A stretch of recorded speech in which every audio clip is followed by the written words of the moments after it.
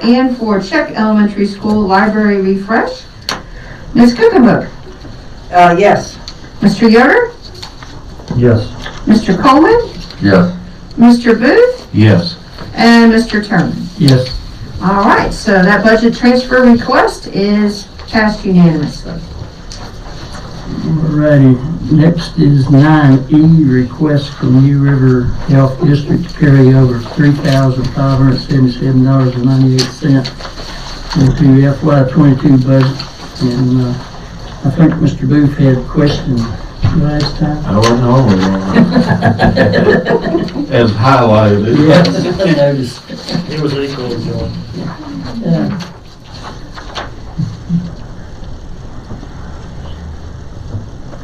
Now,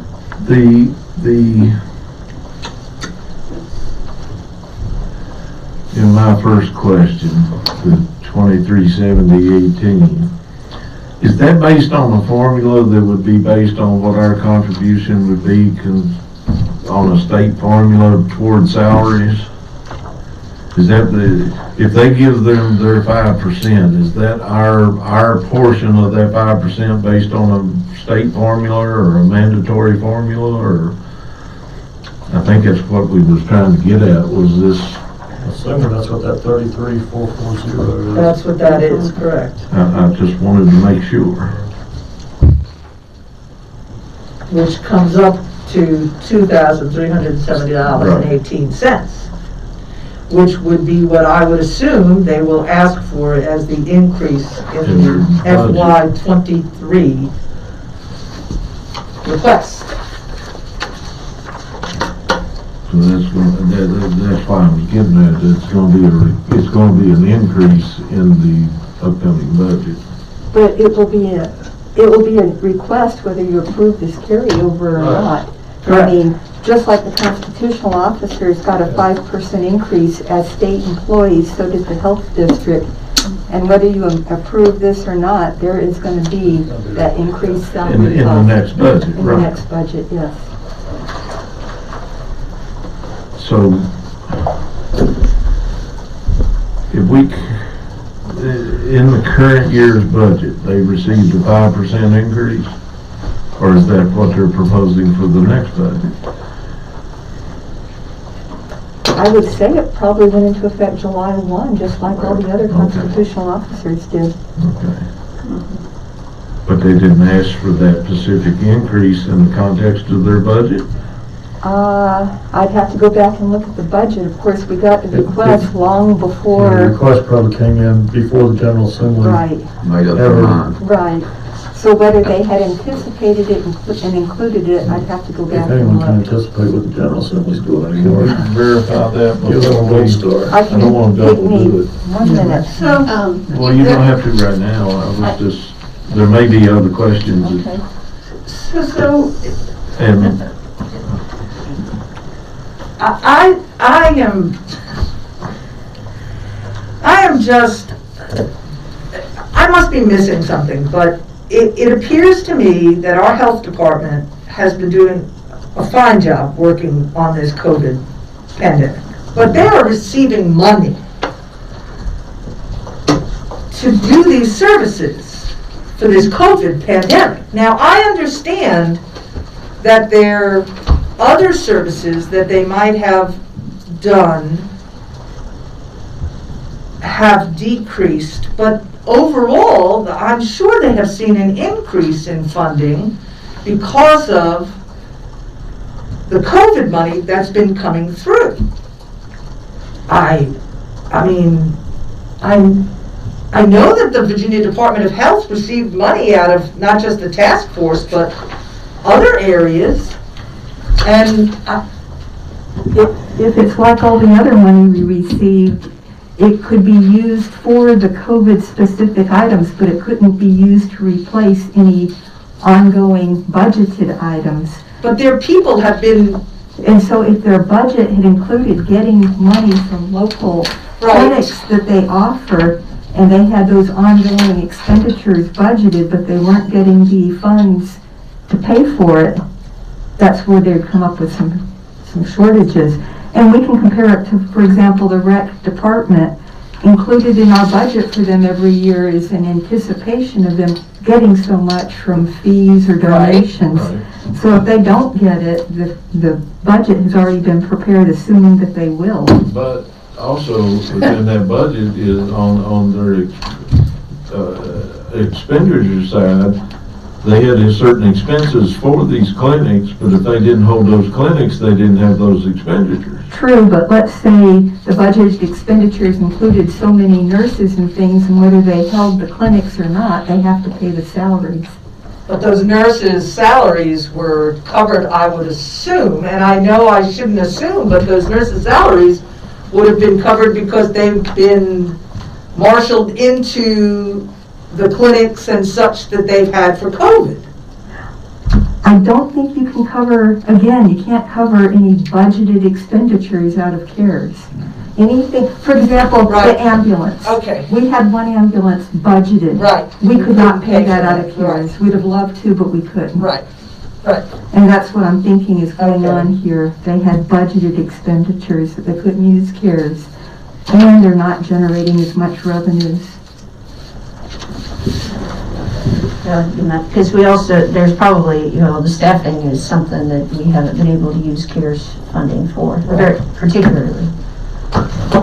Well, at some point, can we hold off till we verify that increase wasn't a part of their already budgeted allowance? It will really take me 1 minute to look up. And I'm not trying to be ugly, but I don't think we should, if it's covered in the normal prepared budget, then we shouldn't be putting additional money there that's already covered. Well, here's my question. If we're doing this based on a formula of their budget, that we provide a percentage base, and their budget, their revenues have dropped from 857,000 down to a projected 669. And for next year, 650. Shouldn't our percentage be dropping during this time? It should. Yes, well, I would think in the next budget time it would drop. Well, the current budget, it dropped. But wouldn't that be on operations and not salaries? Yeah. Because the state mandated the salaries like they do everything else, but the operations will go down during the budget. I think before I would support it, I'd want to see their budget and what they're projecting, because I'm wondering if, traditionally, we've always given the percentage that was required by the state. Yeah. I'm curious if we're now going above that. If their budget is dropping significantly, then, and ours is going, our percentage of local revenue is going up during that time, that's not a position I want to get myself into. Not just with them. No, just, yeah, Just as a principle. with any state agency, I don't want to see local funds increasing as part of their percentage of overall revenue. This seems like it come at the perfect time, like not in their favor, really. Maybe, You know, that's, General Assembly said, hey, you gotta do this. They're not able to hold all these other clinics because the primary focus is COVID, but they're still saying you gotta fund their salaries, and they're saying we're not getting revenue. You know, it's just, it's the perfect time, but This slide. Their salaries had actually, their budgeted fiscal year 22 was 137,000 decrease instead of an increase Okay. On the state, from just their salary expenditures. all their salary expenditures. Salary expenditures. So they had actually budgeted less in salary expenditures for fiscal year 22 than they'd had. I don't think that's because of the vacancy or. Maybe.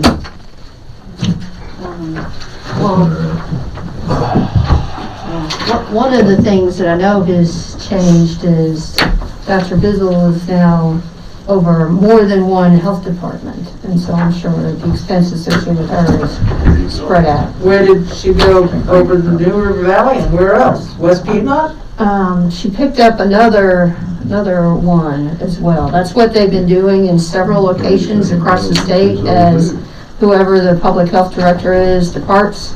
they've just been expanding other folks. Well, I know West Piedmont down around Martinsville and Henry County and Franklin counties, I think he left. I don't know. I believe her territory goes west now, Oh, west. way west. Oh, the Allegheny. Region 7, all southwest Virginia, all the way down. All the way to Lee? Yes. Holy Yeah. moly. Yeah, pretty much us all the way west. You know where it comes with that. So, that might be part of the salary savings. But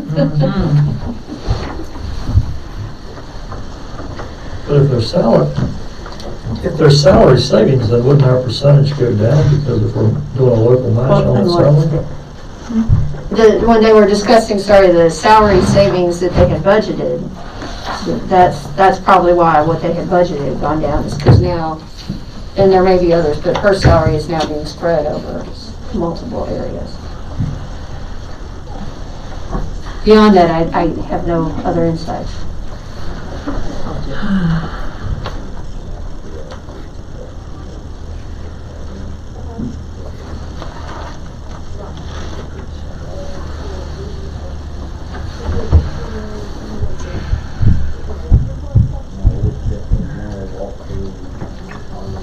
Well, I don't have a problem paying what we're supposed to pay. I don't think any of us do. The paperwork there and this, it's just not, I can't get it right in my head around here. No, maybe I'm missing it. I just see it as they're saying, hey, what positions exist? We've authorized this increase, and this is what you're responsible for. And then all these other things have low revenue again, just because they're gonna focus on one thing and not doing the others. I don't know. So let's circle back. The request is to give them $2,370.18. It's saying, 3,000. they're saying, we haven't used all the money, it's a carryover request. They haven't used all this money, and they're saying, Right. could we carry it over and use it this next year? Seems to me that if we're supposed to locality match 2370.18, I'll give them that.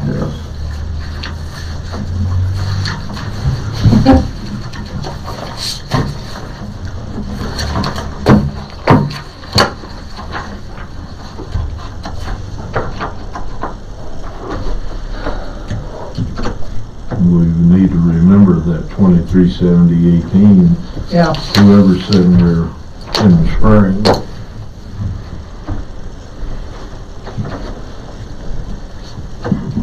So that, we're talking about the 2022 budget. Going from, Yes. so while their revenues went Reduce their budget this year. down last year, they're showing, as far as their fees and charges, which I'm assuming would be clinics, they're showing a projected $90,000 increase for the current budget. Help me remember, on the overall health department budget, did we cut their budget from what it was the previous year? I think we Did can. we cut their request, or did we actually cut it back past what the previous year's budget was? I can remember us cutting 3 years ago. Yeah, I We think talked we, about how we. I'm talking about last year. I think we did. No, I don't think From last year to this year. no, I don't think we cut it. Well, I'll tell you right here, then that's, Floyd actually went up $1,000 Right. last year's budget. all right. Okay. Now, that's And carryover. then stayed the same in the current budget. That's carryover money that was in last year's budget. Right. So we're at 102 in 20, 103 in 21, and then stayed the same in 22, the current You budget. see what I'm saying? That money was carryover that wasn't used last year. Right. We didn't cut their budget, so that Right. $2,370 is in the current year budget. Well, no, because I think they're raises. Yeah, the raise that the state But what does. I'm saying is that money was not used last year, wherever it came from. They're just wanting to use it to offset the difference for this year. And next year they'll come to us. When Then next year, whoever's sitting here come February, when they start, they're gonna have to do what you said earlier, remember that. It's gonna be an additional, It's gonna be a $2,300 increase. yeah, at least. Right. But the part that I don't understand is that payroll, and all their payroll expenses are going down. Right. So, I guess what's happened is they have less employees, but those employees got a 5% raise. The ones that are remember- remaining. And they're going up. Yeah. And remember, this request was sent to you back in February, long Right, before right, they right. had, I yeah, understand they wouldn't have known. right. What gets me is, overall in the district, now it's hard to pinpoint how many employed, but overall in the district, employment numbers look like they went down, but our request at the beginning of the year was for the same money. So my point is, if we're doing a percentage of salary and they have less employees across the district, instead of staying the same from last year to this year, it should have been a lower request in February and then ask for an increase now. If they're gonna have less employees, which their numbers are reflected. That's So you're what they saying reflect. absorbing it internally? They flatlined it Yeah. rather than saying, Right. okay, you're responsible for 33%, so now we're gonna have 2 less employees this year, so now, our budget's going down 4,000 and now, they got 5% raise, now it goes up 2,000, is essentially what probably should have happened, but we're arguing over $2,000. $2,000. Thank God we're not paid by the hour. But I don't think it's a dollar amount. Right. Yes. I think your point is pretty rough spot on. With any agency, we have about enough time here when the state general assembly and the state government changes the percentages. Yes. Right. Without a department changing it within their procedure. Correct. To that point, how much are they allowed to use those funds from vacancies to absorb things like this, because it is a state agency? So, you know what I'm saying? I mean, the mandate is still there for the raise, they've got vacancies, their expenditures are going down. It creates this very odd set of I get facts. it.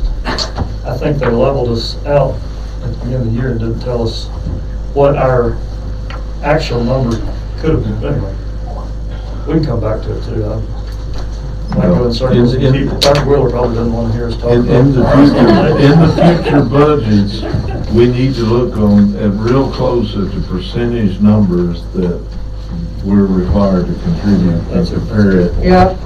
I feel like what I understand is we're required to do this, move on with it. Did you see this, John? Yeah. Yeah. Be happy I'd to- say if that's a motion. I think so, the way I read it, I'm prepared to make a motion that we approve the carryover request from Virginia Department of Health amount indicated here on this piece of paper, and I lost it now. the full amount, full request. Yeah, the $2,370.18. Get that thing marked off. Let's see, it looks like the total amount is $3,577.98. This is on your agenda. Yeah, that's what I was getting ready to say. I was just looking at the response to the question. Correct. Oh, so you're wanting to just do the salary? No, no, the 3,000 something.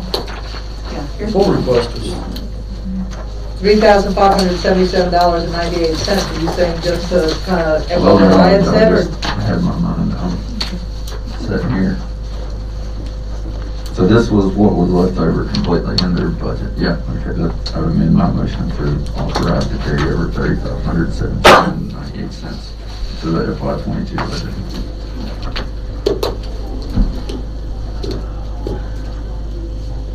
Have a motion, I'll second. motion second, any other discussion? No. All right, on the carryover request from the New River Health District, Mr. Coleman? Yes. Mr. Booth? No. Okay. Hey, Miss- we're moving along. That's right. One way or the other. Sometimes that's what you have to do to get it moving. Mr. Yoder? No. Ms. Cook? No, And Mr. Turman? I vote yes, just so we can keep it equal here. So, All Now, right, so by a vote of 2-3, that motion fails. now, I'll put forward this motion. Okay. I'll put forth the motion that we approve the carryover of $2,370.18. I'll second that. Can I ask a question? Have they requested that carryover? They requested the 35. Hey, request. yeah, Can we carry it over without a request from them? that's what I was wondering when. I don't know. Or should we tell them that they can request that and that the board may be amenable to I that? withdraw my motion. I'm just asking a question. I don't know our I procedure. think we have the authority Yeah. to carry over I anytime we do want too. to. I just wanna make or sure whatever we're- amount we want to. Correct. I didn't know what our policy was, so I just want to make sure for. But if you want to. No, I don't care, I'm just asking what our policy is, or if we have a policy. I don't know if we have one on that. Normally, don't we look to you and you bring us carryover I mean, not Yes. just, but, within, I mean, I'm excuse me, sure you within our. could carry over any amount you want to. I guess in this particular case, it's pretty clear what they're going to use those funds for, they've made it clear. I would just say in most carryover requests, maybe, that if we started picking and choosing and saying, the sheriff, for example, I'll pick on Brian because he's here, well, we don't agree with his carryover request for X, but we're going to carry over some money and he has to use it for Z, I would start getting nervous for that, but because they spelled it out directly what, then I probably would. We'll just notify them that we voted no, and then they can come back with whatever they want to come I back. think because they've actually written it out here, I would feel okay with this, That's but fine.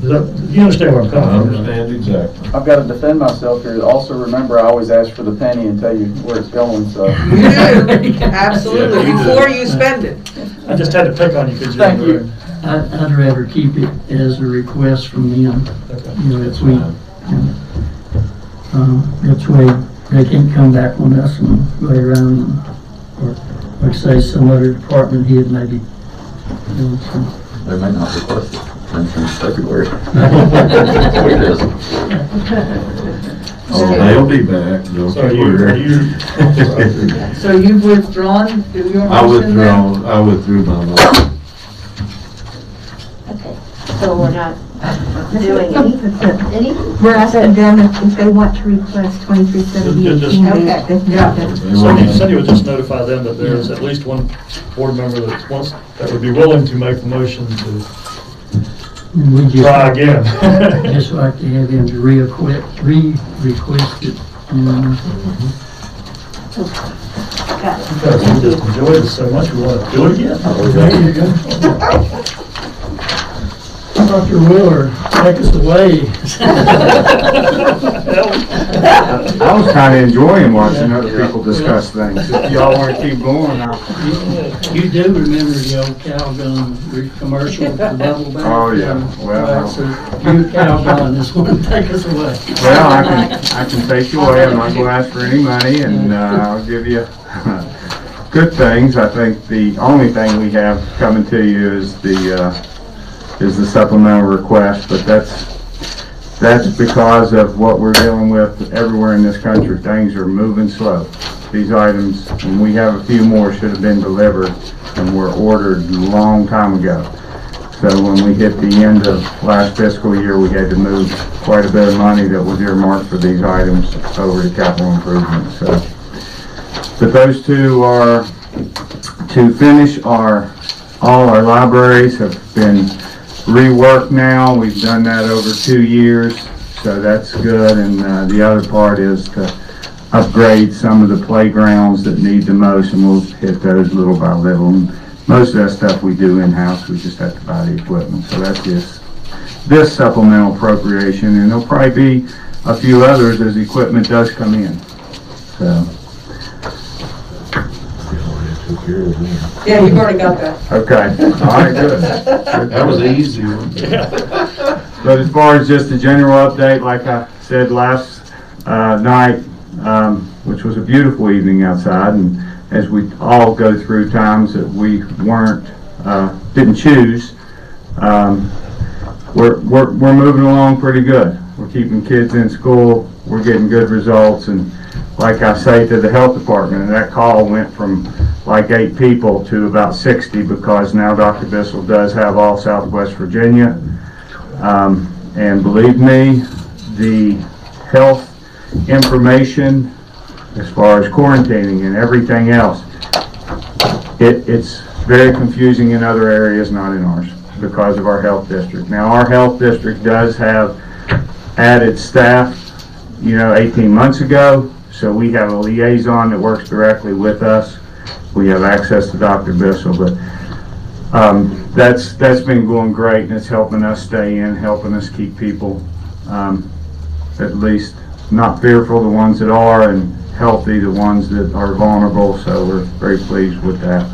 The facilities update, almost a major portion of our CARES is going towards putting back the HVAC. Like I told you, that was a blessing. It saved, over $3 million, and, we don't get, in comparison to other localities, as much CARES money and ESSER money just because of the formula they use, but we're replacing the 2 units this weekend on the Floyd Elementary Library. Those 2 just went kaput.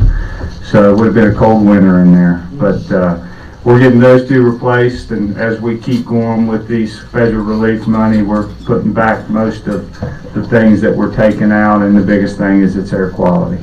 So that's where a majority of our funds, which makes it easy for us. But as I updated on the site, the CCDC, we're looking at April, hopefully. They're still, we're moving along. It's not a crunch time just because we're not having to relocate back there. We're not waiting. It's not going to bother instruction.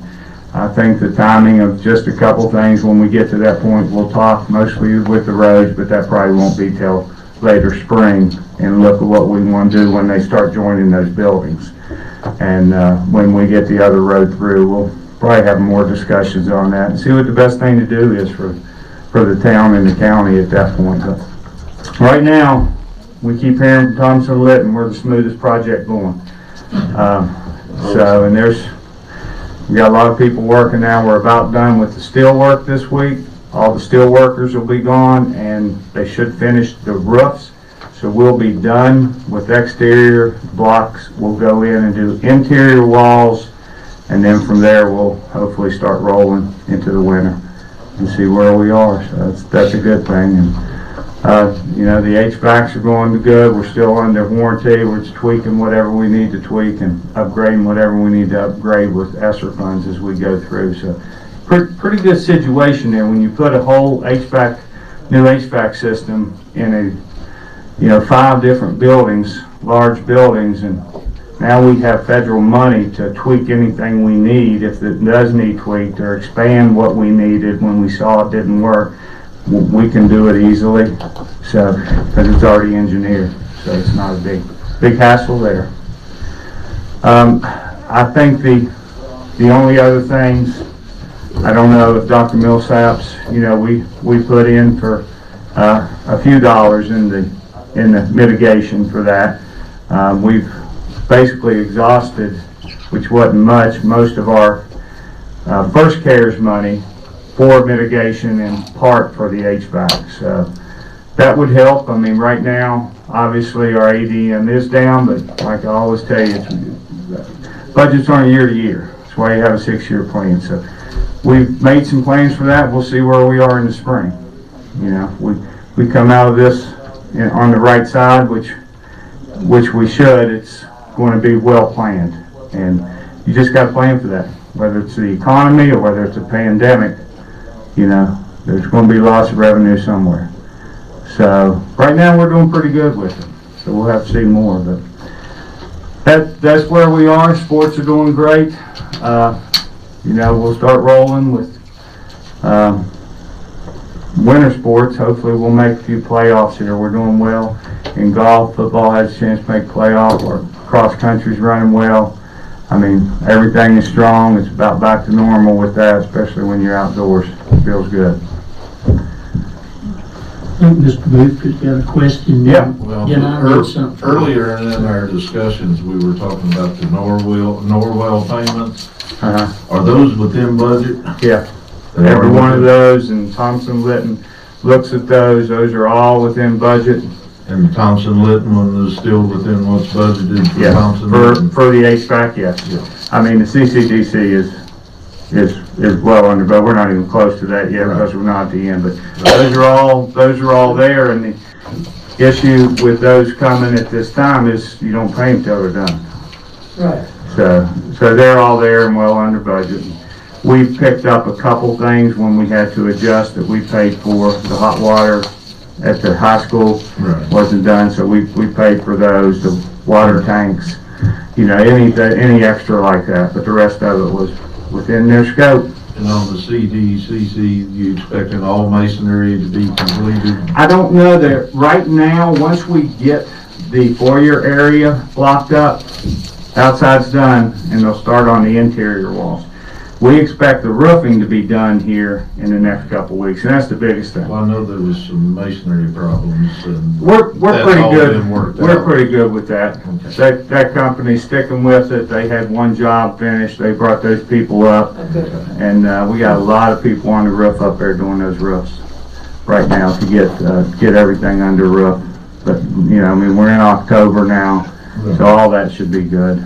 There's nothing pressing about that, and no major issues. So hopefully it'll stay like that. When do you anticipate a decision by this board on the roadway through there? Let's see where we are, from the standpoint of once that road opens up. I mean, it can open up, but I think the decision is, you know, do you want to give over, do they want to give it to the school division?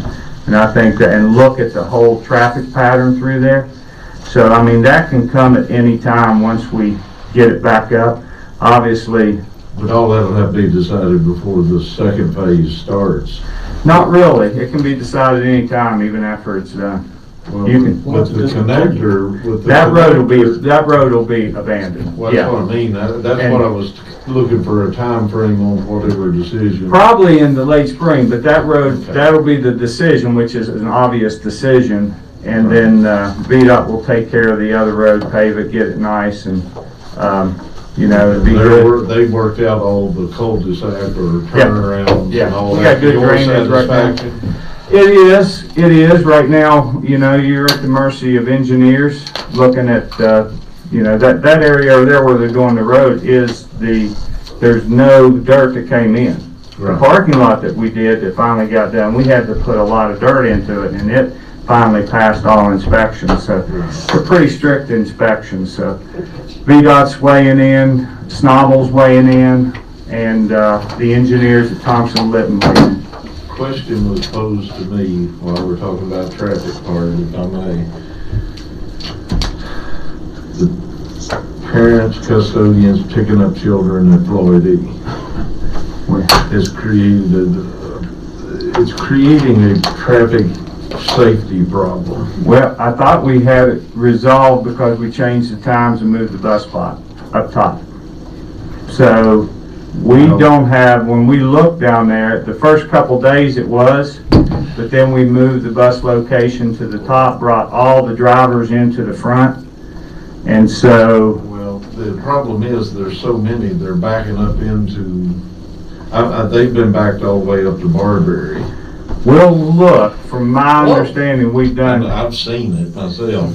After it was brought to my attention, I've seen the ones coming in off of Barberry on 221. It's been backed up all the way to Barberry, and it's been backed up Woods Gap back the other way, people waiting to make a right-hand turn.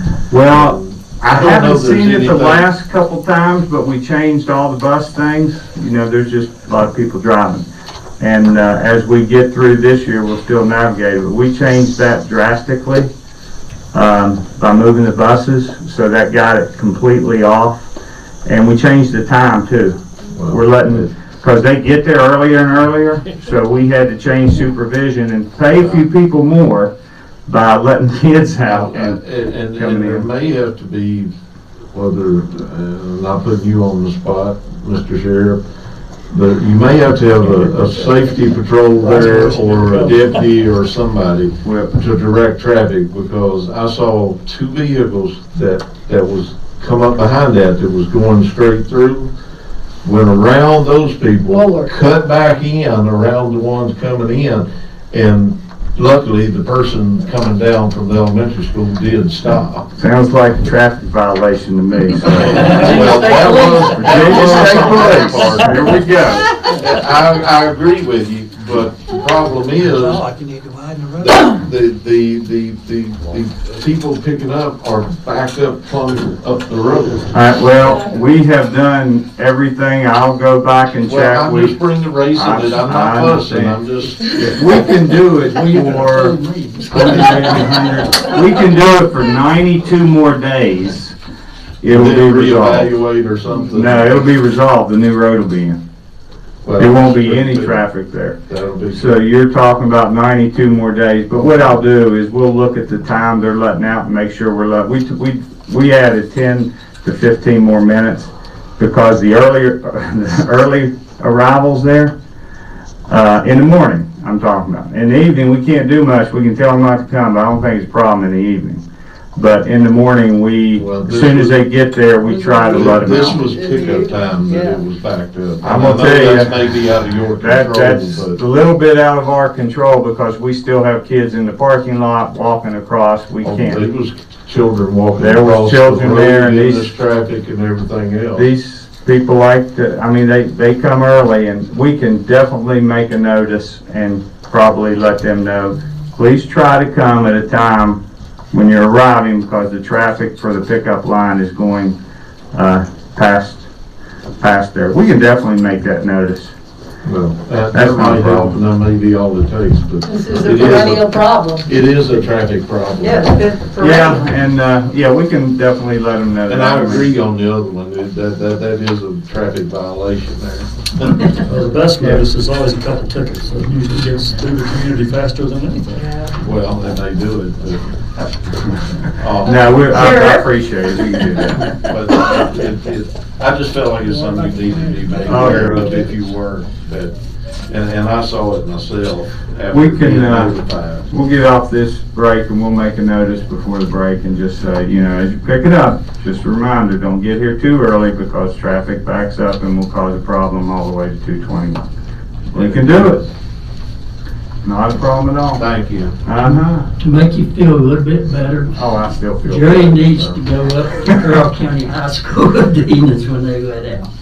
Because they're backed up Cavalier Express halfway into the town of Hills through the red line. It's harder everywhere now. I And, thought it's Even hard. at, the new elementary school there out in county, they backed Uh-huh. all the way across the hill. They Really? won't stop auto. Yeah. Wow. There's Back many down parents 58, they blocked 221. Yeah, You're talking main guts. yeah. That's- And I tell you what, it's a nightmare to get through that. You know. And it's partly the pandemic, isn't it? People Yeah. are not. Absolutely. Not wanting to get on bus. Absolutely. It's parents that don't want their kids riding the school bus. And there's more available people in the homes to pick them up, Yeah. which I can understand that.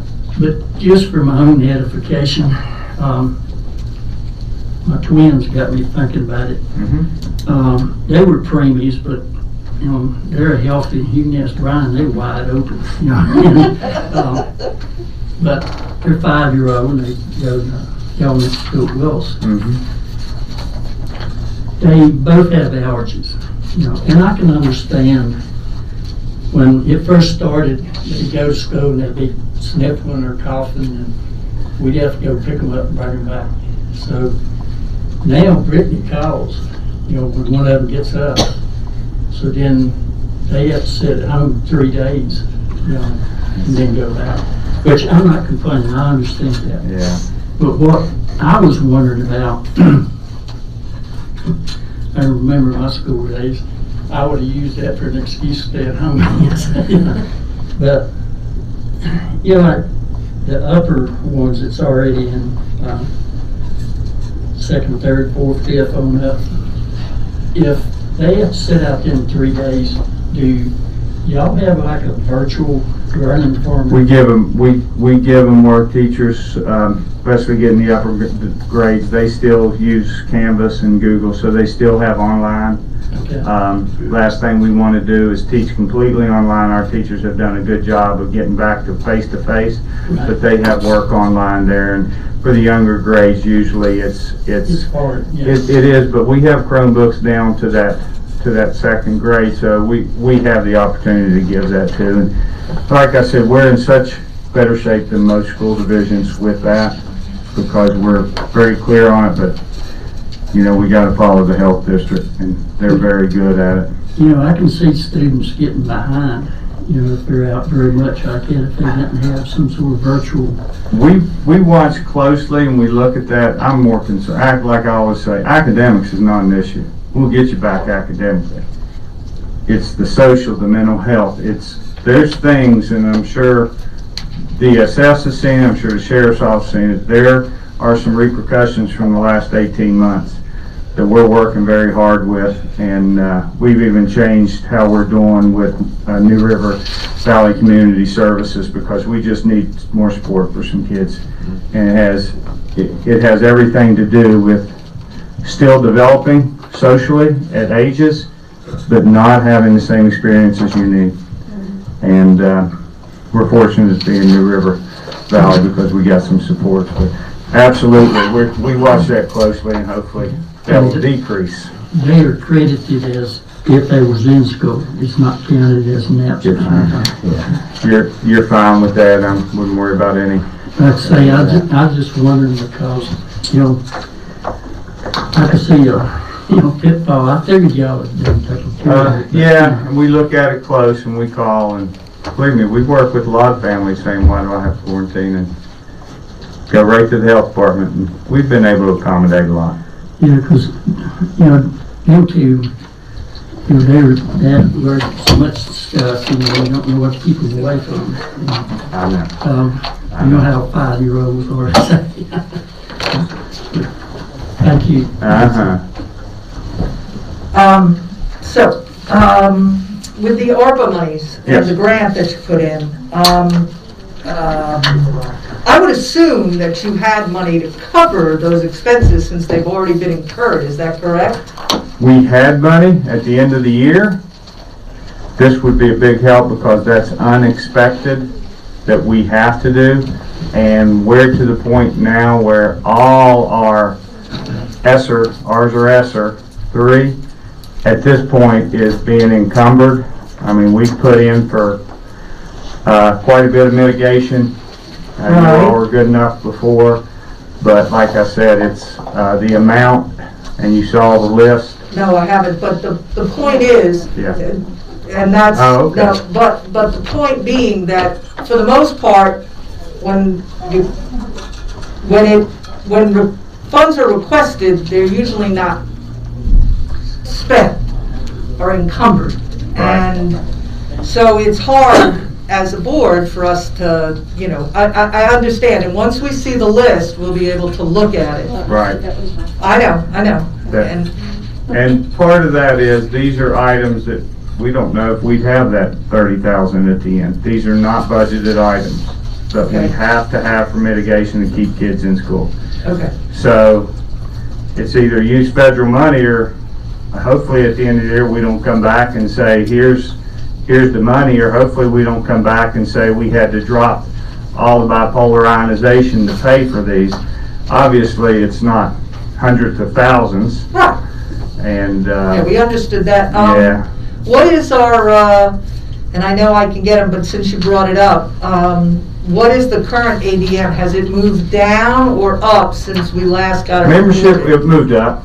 It's So moved more up. It's people- moved up about 18 kids. 18 kids? Yeah, So what is so- it now? Do you know off the top of your head? Our attendance is 1708.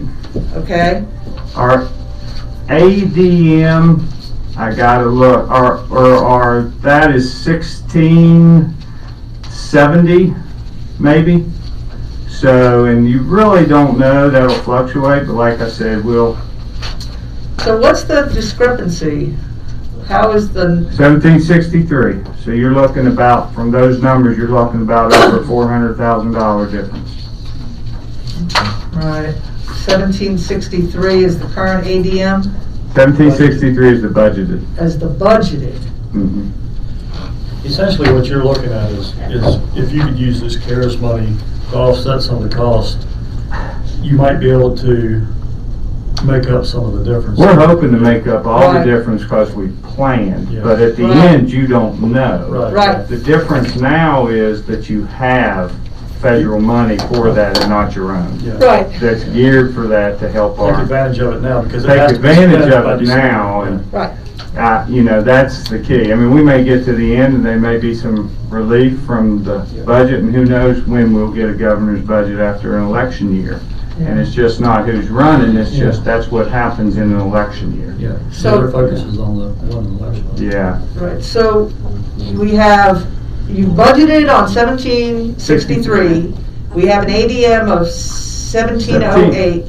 Well, the 16, 16. I think it's 1673 is what it goes on. so- All right, 1673 is the ADM, and attendance of 1708, is that what I heard Yeah, you that's say? our enrollment right now, last month. So that really is not a number that goes into it, and we won't know till March 31st.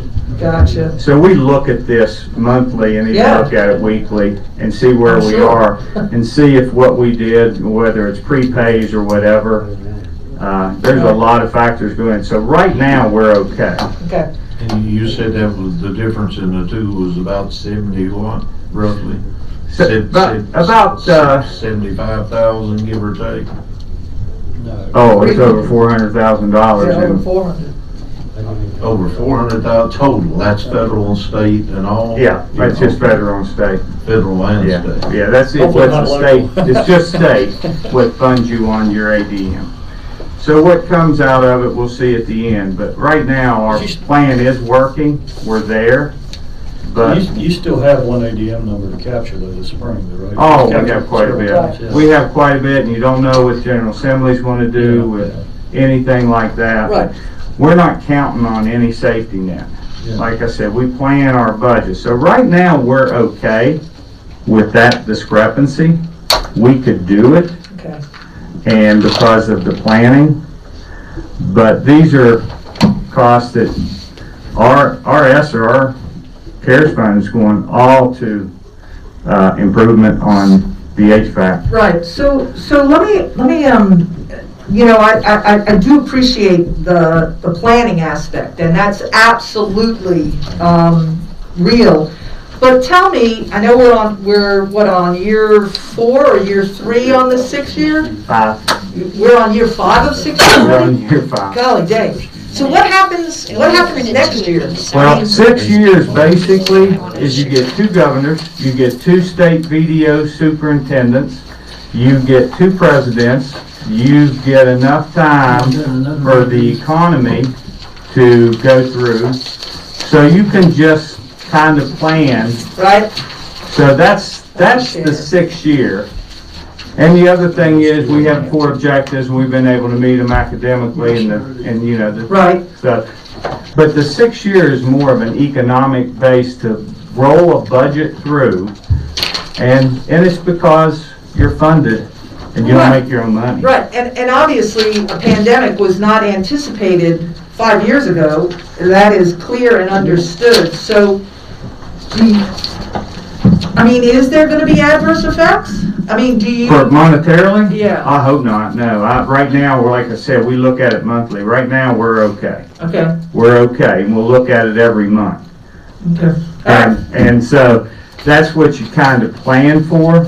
right, And we'll see where we are. I don't see anything where the bottom's gonna fall out. We'll keep going, and we're not hoping, if it ended today, we'd be fine with no more growth in ADM. You know, that would be okay. This is just, you take advantage of what's in front of you with funds that are meant for this absolutely. purpose. Yeah, absolutely, and I'm not, yeah. Oh, I know, I Yeah, yeah, yeah. appreciate you. Yeah, that's absolutely, but I mean, I know you're gonna need hand drying towels, you're gonna need, I mean, all these things are needed in the daily Absolutely. Flow of things. Absolutely. I mean, that's all mitigation, sanitizing, cleaning. Which you would do anyway. I mean, not maybe to this level, but you would want to keep This is your much- schools clean. Yeah, this is a little bit higher level that Understood, we have to do. understood. Yeah, touchless water system mitigation, I get all that. Yeah. I just want to say how much I appreciate what the school board, the teachers, and administration are doing right now. We're in the middle of a school year, which is challenging just on its own. I've done this long enough to know that. And then you've got a pandemic. I mean, there's people dying right now. It's the highest numbers in Floyd County that it's been through the whole time. Yeah. You're going through a school year dealing with that, and you're dealing with the largest construction project we've had in school in the generation, I guess. So there's a lot going on right now, and a lot of pressure from a lot of different angles on you and on school board and on teachers and administration. I just want to say thank you, and Appreciate it. I think the majority of the citizens in the county really appreciate what you're doing, and there's a lot of quiet support out here for you. I appreciate it. I'll be honest, I've seen enough schools. It starts with two boards that get along Yep. within their board, Yes. that don't bring political agendas with them, but are here to care for their fellow community members, and both boards are like that. And I gotta be the luckiest superintendent in this country right now, I'll be honest with you, but, and we got good people and hit the right timing on some funding, and, we'll keep rolling, but there's no question those teachers and our nurses are the heroes. This is a much more difficult year in Yeah. education than last year, much more. Agreed. That's the reason we're having a fall break. That's the reason we're trying to work with teachers that have to be out and not make sure there's no diminishing loss with leave days. But it is extremely hard, and we appreciate those people in those classrooms taking care of these kids. But yeah, the key thing I see, you've kept the safety and the well-being Yep. and the education of the children first and foremost. And I just congratulate all of you with the distractions and with everything else. The entire school system, all the way down to the support staff, janitors or custodians. I mean, everybody is just pulled together, and it's been great. Good people. Yep. Good people here in this county. It's a steady leadership, I think, is one of the things I really appreciate. Y'all are calm, collected, steady, got a goal in mind, keep heading that direction. There's a lot of outside noise, and it's just. Yeah, I appreciate the fact that Kids, this so it's. fall break too. I think that was a very wise decision. Well, it's one you can't put at the beginning because you don't didn't know know. where the world's going to go. Right. We don't know Yeah, how I think many it was days a wise, Fortunately, Yep. we have been doing well enough in this area. yeah, I think that was a really wise decision. All right, there's nothing else. Well, do you have anything else for us? No, I always enjoy talking to you. Please come eat meals. We're totally, gradually increasing different meals, so anytime you want to come over to any school, just pop in. We can schedule a lunch There you now. go. What You've time is been lunch? chomping at the bit all years. Usually it's We go back to visiting the schools. We can see 10:30 the to pizza. 12, you can hit one. And Dr. Millsaps, we used to, several years ago, we would actually take a break from our board meeting and go to the school to eat lunch And we as go to all a board. And just rotate through all 5 of them. It was a good way So you to. mean you didn't just finish before you went? Well, some days. Some days, some days, no. Most days, not. How well do you know us? There was a The reason he enjoyed it is because a student asked him one day if he was the president. Thank God, no. In fact, he never got his head back through the door. I'm going to not say anything. Thank you, All Dr. right, appreciate y'all. Thank you All for right, what you thanks, do, John. sir. Mr. Sheriff? Everybody. Haven't we picked on you enough already? Just sitting there? Now we get to officially. No, officially picked on you. Yeah.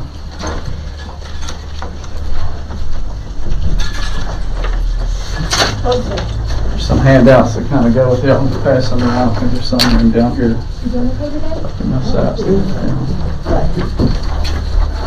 Well, I'll go ahead and get started there. I don't want Cindy pointing at the clock on me. But there's also another spreadsheet that we were having some technical difficulties with printing this morning, so hopefully Chad's on his way back trying to get that to me. But I'll go ahead and get started. I'll jump right in with the time here. Request the fund. I'm here to request the funding for the SRO grant that's going to expire on June of 2022. Of course, that'll be next fiscal year, so this is just kind of a heads up. And it'll also allow me to hire for the current comp board position that was just added, which would be this fiscal year. Currently funding the SRO position, we're currently funding it, and a portion of it is matched, so we currently fund a certain amount. The county would need to fund an additional $39,300 to continue that SRO position. We currently already have the funding in the budget for that. This includes vehicles, life insurance, everything. In reference to the comp board slot, as you know, I've continued to ask for personnel from the state, and I'll continue to do so. The state finally has given me this one additional slot, but you know, the state continues to force unmandated or unfunded mandates on this department, just like everything else that y'all deal with, it seems like. I take pride in my budget and only ask for what I need. We continue to search for grants for personnel and equipment funding to lessen the burden on the taxpayer. Just recently received funding for body-worn cameras through this grant instead of asking for funding from it to pay for the full amount. I want to be very open with you. If we fund both positions, there will be additional costs for these positions. Currently in the budget, we fund the majority of what we need for the SRO grant. Comp board fund would be the base salary of the new hire, leaving benefits, equipment, fuel, etc. to be funded by the county. By funding both positions, this would be the high end of the scale. We would need around $58,000. If you look on the sheet there that I gave you, it kind of breaks that out. Left side there, I really appreciate Cindy kind of helping me out with that. But it's got you know, life insurance on it, the you know, even vehicle leases, things like that goes down through there.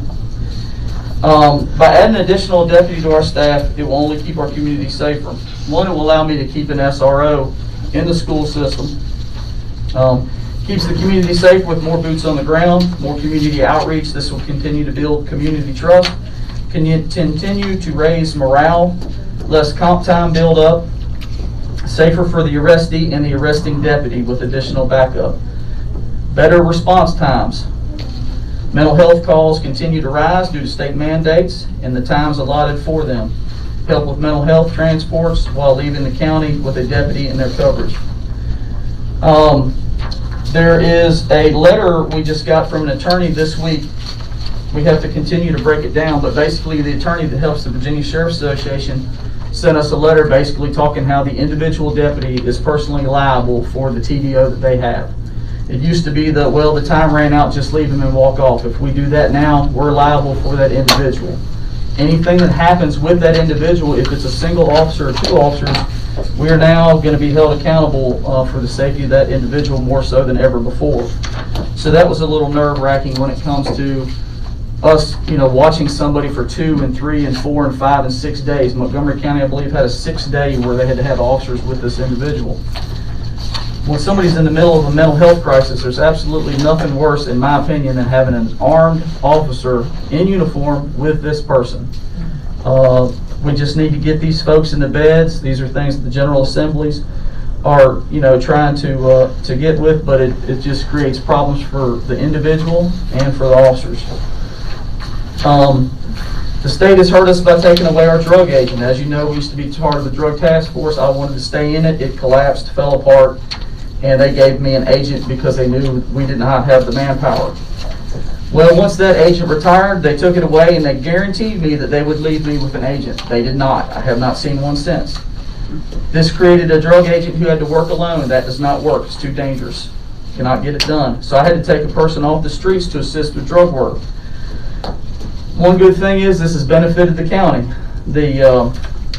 We have continued to, as you can see on the next sheet that I gave you there, 2015 was the previous sheriff where I have sheriff. As you can see, my drug arrests have continually rose since I've been sheriff. And the stats for 2021 are current, so we still have a couple months left in this month. And of course, the stats from 2020 are missing January through March due to the data loss. As you can see, we continue to make more drug arrests and DUI arrests, thus keeping our county safer. As I said, I want to be completely open. Every time I come to the board, I speak the same message. It is difficult for us to hire and retain employees. This goes for all first responders. I know rescue has been in here. We must continue to look at raises and benefits. We must set up to make these difficult jobs appealing and for qualified people to apply. Everyone around us is looking to increase their raise. All the departments that I have spoke to around us are looking to increase their wages either by doing pay studies or they're just going to ask their board for it. You have a spreadsheet with a proposed, this is an $8,000 additional retention. There's two ways we've got it. Hopefully we've got the other one here for each deputy. At the $8,000, we would be asking for $208,000 in raises. Please remember, when looking at this sheet, these other jurisdictions are currently also increasing wages. These are their past and previous wages. Both Montgomery and Christiansburg normally get a yearly raise between 2% and 5%. This is where the majority of our folks go. How do we keep up with this? We cannot unless we change. Additionally, we need to keep in mind that the unfunded mandates of our dispatchers. They must be able to give CPR by phone by the end of this year. We must move to emergency medical dispatch by January of 2024. As mentioned in previous board meetings, we would need to hire an additional 4 dispatchers. I proposed that by January of 2023, 2 hires, and then 2 more additional hires by July of 2023. The cost of 4 new hires would be approximately $175,000. In addition, I would ask for the board to give raises to our communication staff. By adding CPR and EMD, I fear it will become even more difficult to hire and retain our people. Our employees will have the stress of talking persons through the phone through life and death situations that they currently do not have. These men and women will have to deal mentally with the outcomes, good or bad. This is an added super stressor not previously with the job. I also propose an $8,000 raise for this staff. Our current 9-person communication staff would need to be funded in the amount of $72,000 for this raise. This does not include the additional 4. So what I'm looking at is, this is through basically the next 2 fiscal years. The 4 new positions around $175,000. The 13 positions, which include the 4 new with $8,000 just on the raise side, $104,000. The 26 law enforcement officers. Actually, we can say 25, $200,000. Take me out of it. I don't need a dime. My men and women do. Keep the SRO funding and the comp board funding at approximately $60,000. We're looking at approximately $547,000 of increased funds, mainly in the next fiscal year. This is also the high end of what we're looking at. You could also spread this out, whether it would be a retention or a raise. Our retention program is working very well in this county with the step raises. Matter of fact, the state of Virginia has even looked at how to mock what we've done here. So keep that in mind. This would be the high end of what we're looking at. If we just added to the retention by the retention raises for dispatch and the officers, it would bring that amount down. Let me give you a little perspective with the dispatchers and deputies. I have 8 dispatchers, 2 of which are within $1 of the $15 minimum wage standard by 2025. The other 6 are below that. Rural King is advertising, as of this morning, a rate of pay of $14.50 to $18.25 an hour. Starting dispatchers make $14.57 an hour, and starting deputies at $18.16 an hour. You can be a deputy and get yelled and screamed at, put your life on the line, or you can go to Rural King for possibly $18.25 an hour. Counties are adding sign-on bonus and graduation bonuses and yearly raises. We must do what we can to keep our wonderful employees. It does us no good to train and invest in them if they are going to leave us and go to another department. I had one leave to go to the state police. Currently, the Virginia State Police is offering $47,833 to start. Once they graduate, they go to $52,16. Virginia State Police will start their lateral transfers once again in December, which is a way for them to steal employees from localities. You have the choice to stay local. That is one good thing that they have. I've already lost one to this program. It's so bad that the sheriff of Carroll County and myself, Kevin Kemp, have reached out to each other and agreed to hire each other's dispatchers part-time just in order to keep our shifts covered in dispatch. So please, you know, as always, I appreciate your consideration, and that's all I have for you. Hopefully I made it within my allotted time or Cindy. No watch the clock. You know, don't worry about the clock. Yeah. Well, We don't pay attention. I know on time. We fuss if it's not correct, but we don't pay attention to I it got otherwise. you.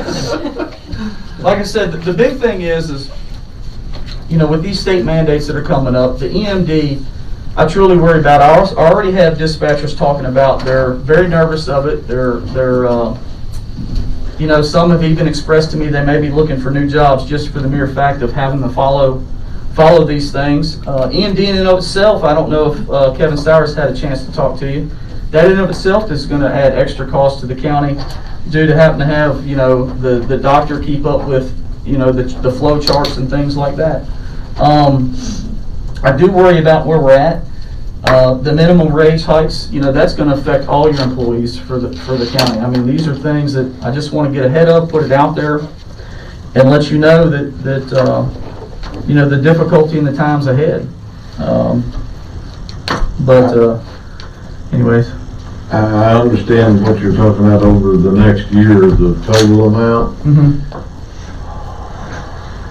And I'm not saying we can, but instead of doing all of it in one next year, if we could do a portion of it this year, do you have something in mind that would help you now I can break it versus down. waiting a year? I can break it down whatever is the best way for this board and the taxpayers of Floyd County. I want to do whatever I can to keep this community safe. I want to do whatever I can to keep my quality employees, and I want to do whatever I can to you know, minimally impact the taxpayers of this county. So anything we come up with, I will be great. I understand that. I'm just thinking from the standpoint, you know, what you're talking about is around a 3-cent tax increase for the next budget year.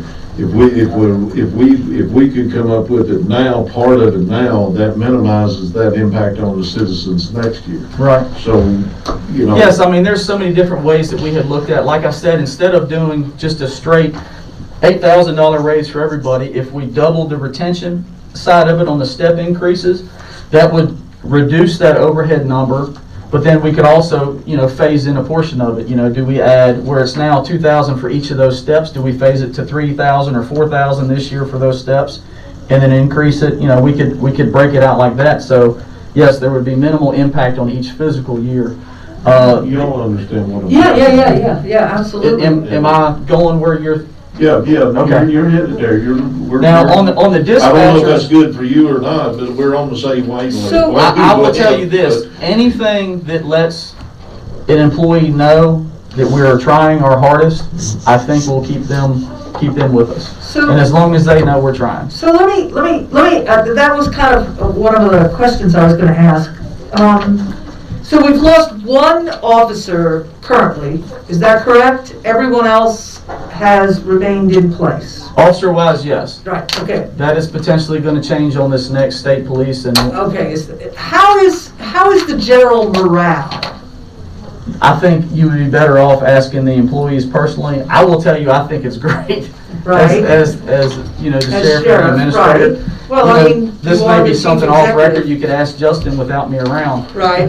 You know, everybody's going to try to pat themselves on the back. I don't want to do that. I say reach out and check with these officers. Right. I think we're in a great place right now, and I want to keep it that way. Right. I don't want to lag behind. You know, the officers already talk about, they know what Christiansburg makes. They already know that they get a raise every year. Same with Montgomery, and of course, Montgomery has I don't know, probably mid-teens to close to 20 Floyd County employees in Christiansburg. Blacksburg, Virginia Tech. I can tell you, these departments love seeing Floyd County people apply for their jobs because Floyd County just has great workers, great work ethic, and they just, even the steel mill. I know people down the steel mill are Right. supervisors. If you from Yep. Floyd County, you You're- already kind of slide to the top. So let's kind of hone in on this. Your department has done amazing things, and there is no doubt about that. And I think you know that this board, as a total, has been very supportive of your department. Absolutely. And we will continue, I'm sure, to want to do whatever we can for our sheriff's office, our first responders. I understand that the EMD requirements for dispatchers, and let's look at that a little bit more. It's not so much that they don't like doing dispatch, it's that this extra added responsibilities on them some of them are questioning whether they want to continue. Yes Is that and no. correct? Well, I've had 2 people leave just recently to go to straight daylight jobs. Okay. Actually, we'll take that as 3. 3 just here recently. 3 of my most senior dispatchers and just top of line dispatchers. You know, we lost Abby Price to the school board. We lost Sammy Sherman to another job. We lost Melinda to the heat and air place over here. Right. You know, these folks are getting very tired of the amount of pay that they get to work swing shift midnight, have people yell and scream. These are the first people who take the call Right. of, you know, the intoxicated person or, you know, the person who's just saw their family go through some type of farm, you know, equipment accident, and these people take the brunt of that, and these are the memories and the things that they have to think of. And to be honest with you, in today's world, they're getting tired of it. Right. And we're starting to see it now with our communications folks where they're like, you know, Brian, it's just not worth it. I'm sorry. I can go over here and work this, you know, secretary job, make the exact same amount, or I can go over here and still get benefits and go. And I'm really afraid that it's soon to start with the law enforcement side of it, that they're just, you know, if I'm gonna do this, I'm gonna go to Christiansburg and make mid-50s. You know, I'm not gonna sit here and make $37,000. And I do hear that, and I am so thankful for your leadership and the leadership that all of our deputies and our communications workers at the dispatch level, because they all lead on their personal shifts, and I appreciate that, and I am so thankful that you came ahead of time and are talking to us about this now, and how we can, and that's what you've done since you were elected. And it's really, really important for us to have this knowledge moving forward with lots of time to try and figure it all out. So I just wanted to thank you, Brian, for your attention to this and your understanding of the process. Thank you. And thank you. And like I said, this is just trying to get this information out here. I want to say not last budget cycle, but the one before. I think, 2 cycles ago is when, I originally brought up the 4 dispatchers, because you always have to have 2 working. And then you look at vacations and things. So, that's what I'm trying to do, is just trying to get on the front of this. Because like I said back then, when you make these decisions, you've got a lot that you're trying to keep in mind, whether it's, building a new building for the school or who knows what, that, I don't know what all is on y'all's table. And that's why I'm here, is just to try to get this information out. That way you kind of know what I'm looking at, what I'm seeing in surrounding counties. What I see is potentially the problem with that my folks are relaying to me, and what we can do to attempt to correct these things. There's nothing worse than having, and we've discussed this with the majority of y'all in the past, there would be nothing worse than being victim of a break-in and having somebody who's only been on the road for a year compared to somebody who's been on the road for 5, 6, 7 years that's been seasoned to try to solve that crime. They just don't have the connections yet. They don't have, the ability to get out there and know how to do those investigations really well. An officer starts getting really, really well, really seasoned to where they can really dive into things at probably, I would say, year 4, somewhere in there, to where they really have that ability to just flat out get it done. Now, there's some officers with 2 years of experience that, that just knock your socks off as an administrator, but, you know, we really look at probably a 4-year officer being seasoned.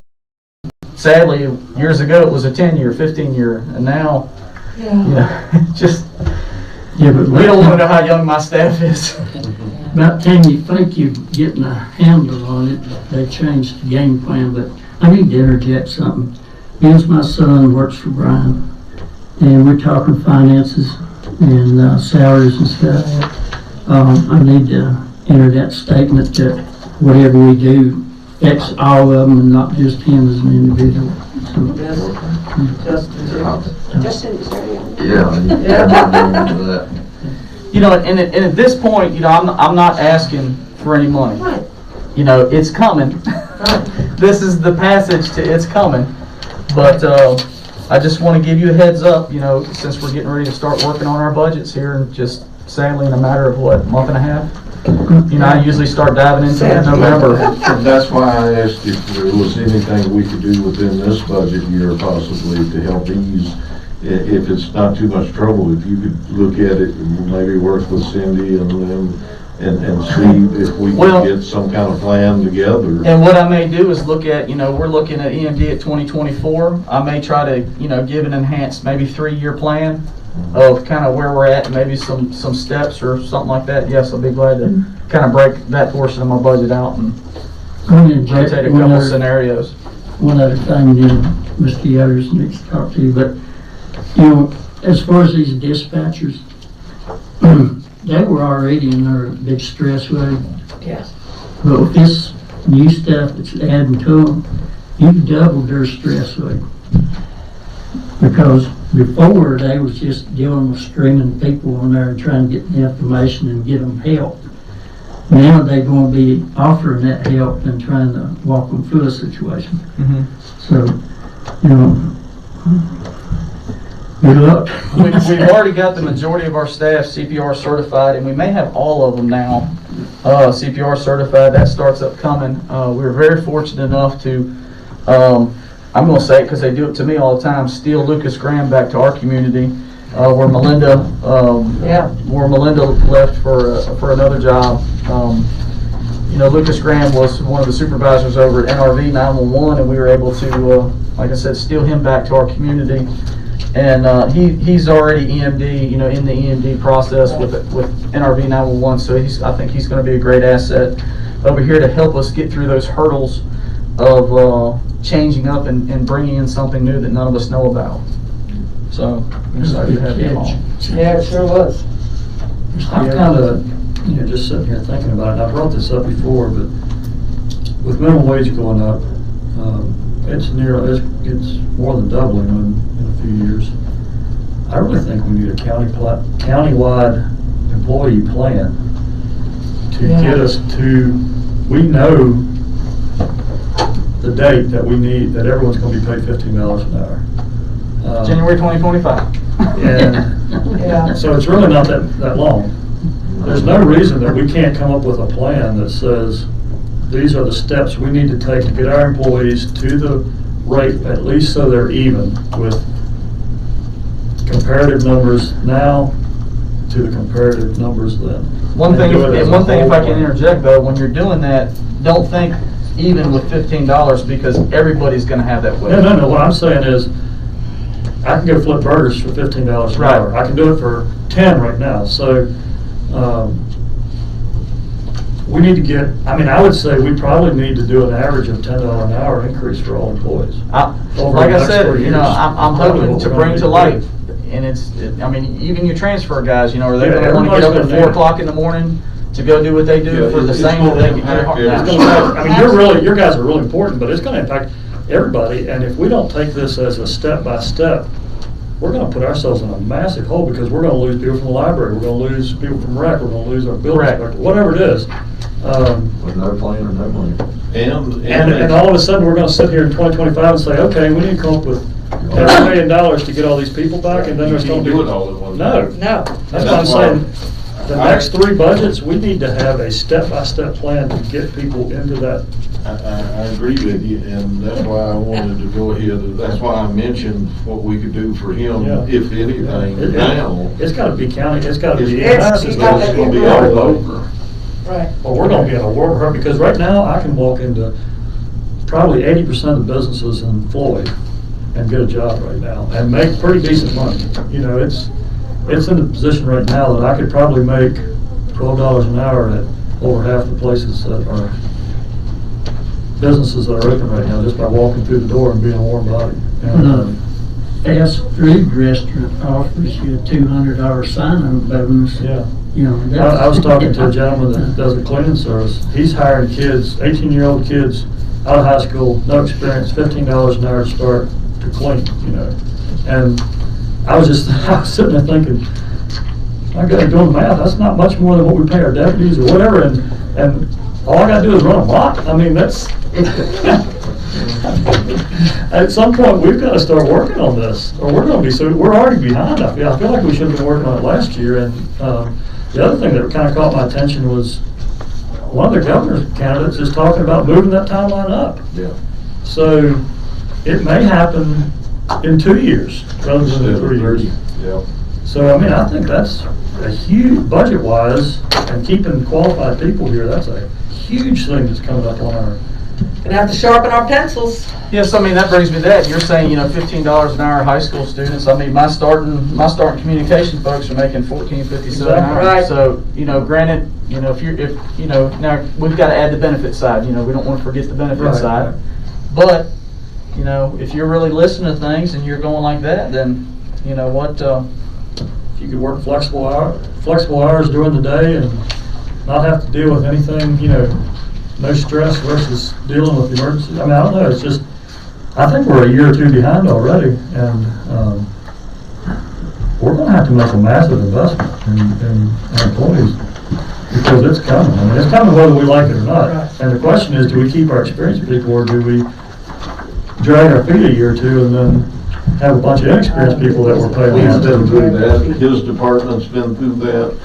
I mean, you're talking, you know, you're going to lose right off the top $30,000 to $50,000 in training and wages and time just for one officer on in the first year. And the other thing I noticed when I was working, every time we got a raise, insurance went up. Right. Yeah, well, that's. And then you're in different tax brackets, so your taxes go up.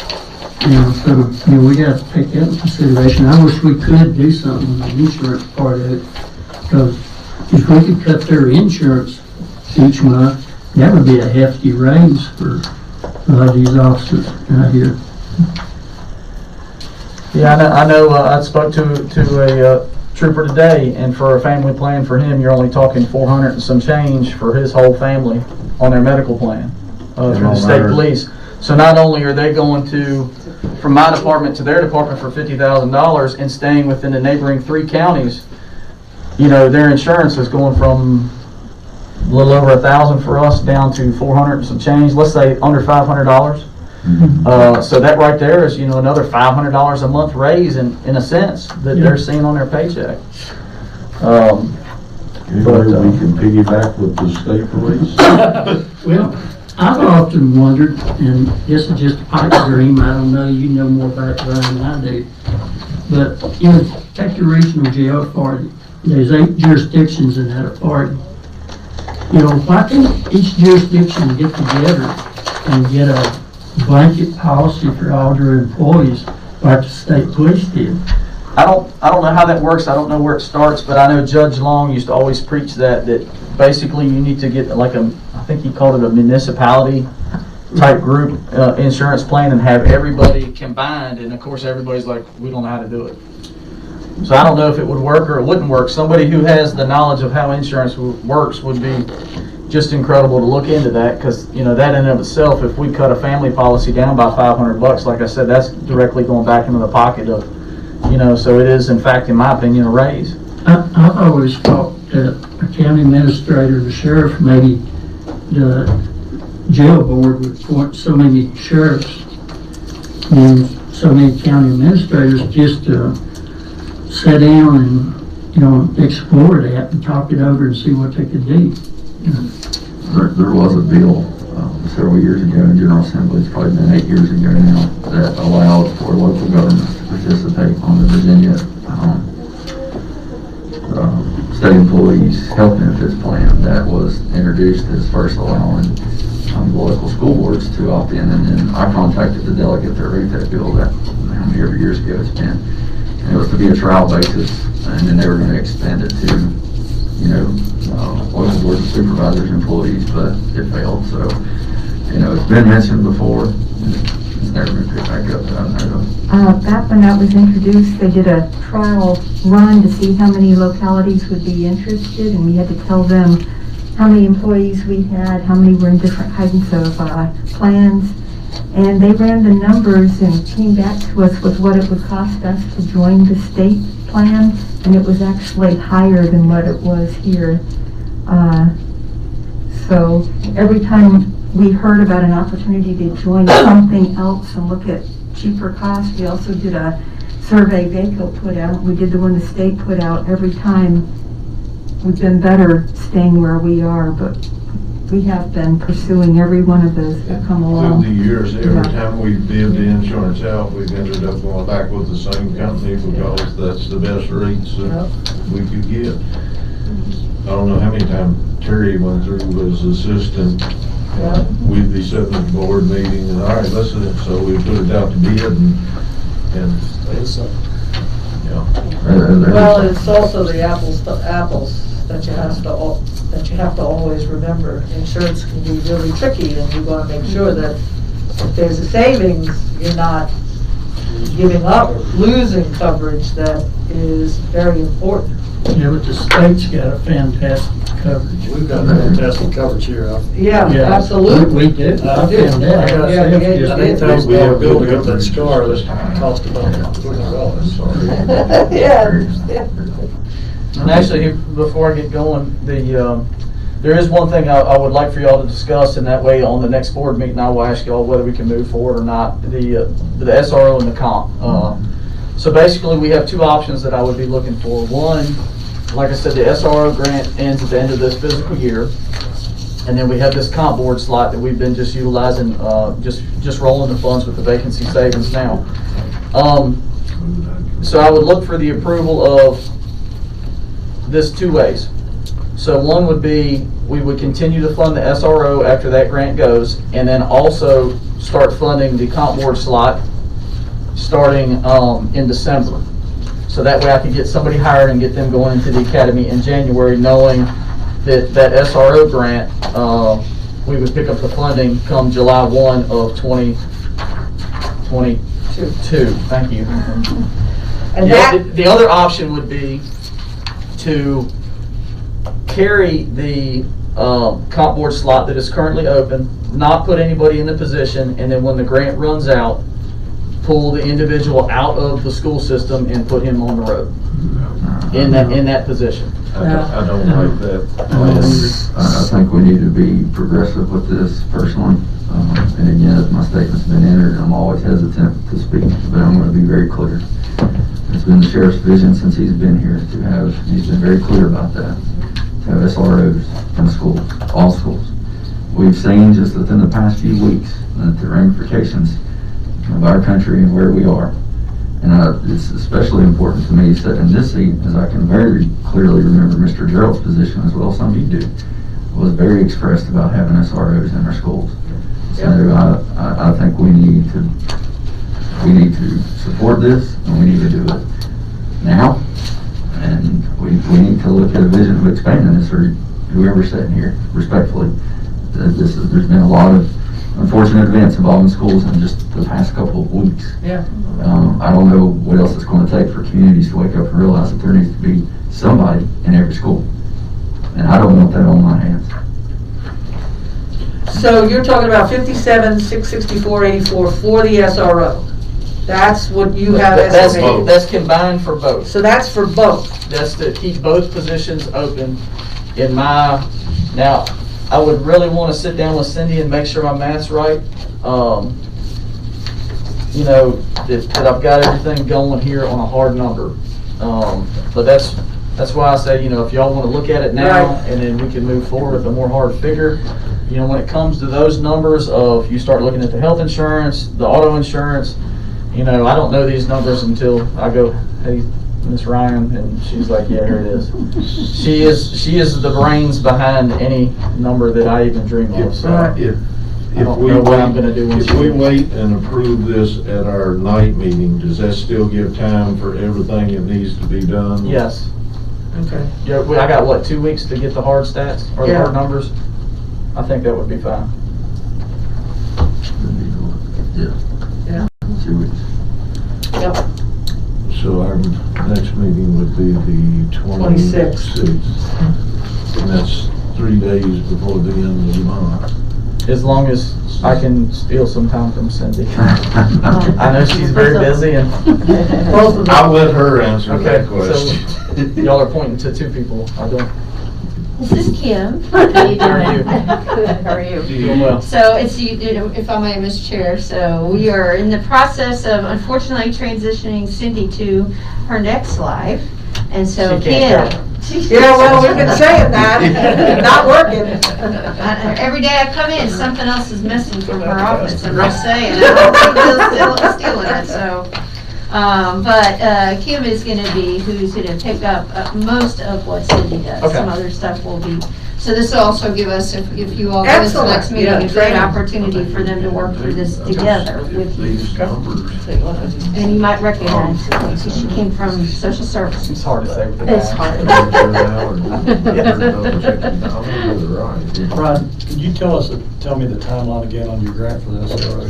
The SR grant runs out the end of June 2022, so at the end of this fiscal year, it's done. So we wouldn't have to fund anything with the SRO from this current fiscal year. Correct. Yeah. The only thing would be picking up the benefits side and the auto lease, the ammo, uniforms for the comp board slot if we fill it starting in December. So we would look at 7 months of benefits and whatever for this current fiscal year. I'd like to revisit the drug officer. Uh-huh. What was their rationale? Did they give you any? One retired and they've never filled it. So what do you do in that case? Do you keep knocking on their door? I have called as far up the chain as I have phone numbers for. And they're currently working on it. They have filled the position, but that person is out on medical leave and been out on medical leave for a couple of months and they don't know when he's gonna return. So in their office at the state level is what you're hearing? Correct. There is some hope in the future, right? So, yeah, Possibly. it's the old squeaky wheel, so the Right. more you do, I mean, Trust me, the last people on these mines is Floyd County. yeah, I know. I have, talked to folks, we have beat our heads and finally we ended up doing it ourselves and sadly it's worked out better. We've made more drug arrests, we've Right. made more, when we have two individuals from our department who are working drugs together, we've rotated people into that position. We currently have one that's permanently there and we have taken a shift sergeant from each patrol and slid them in. Right. And it has worked out just great. But the point is, you want this position filled, and that's, I want this position filled because then it puts my patrol sergeant right, back on the road. street, right. Right. Anything we as a board can do? And we keep the SRO in the school. Correct. Right. At this point, the only thing we can do is ask for that officer to heal quicker. Because they have hired that position. Right. They're just out on medical leave, the way I understand it. But you couldn't have got a better drug man. Yeah. That I currently have? Yeah. That I currently have? Or the one that's coming? No, I mean, the one you got now, you couldn't have got a better one, I don't believe. Oh, I mean, I've been very fortunate, I went Yep. from Michael Way to Bonky to, Yeah. and like I said, we're just rotating folks Yep. in. Bonky's a charmer. I don't know how he does it, but. We hit grand jury just Tuesday. I don't know if Doug's had a chance to look at them, but there was quite a few people indicted on that, and quite a few drug charges and different charges, and so we're just going to keep the pressure on it. I call it a tsunami. Okay, thank you. Cindy, do you think these numbers are pretty close, or?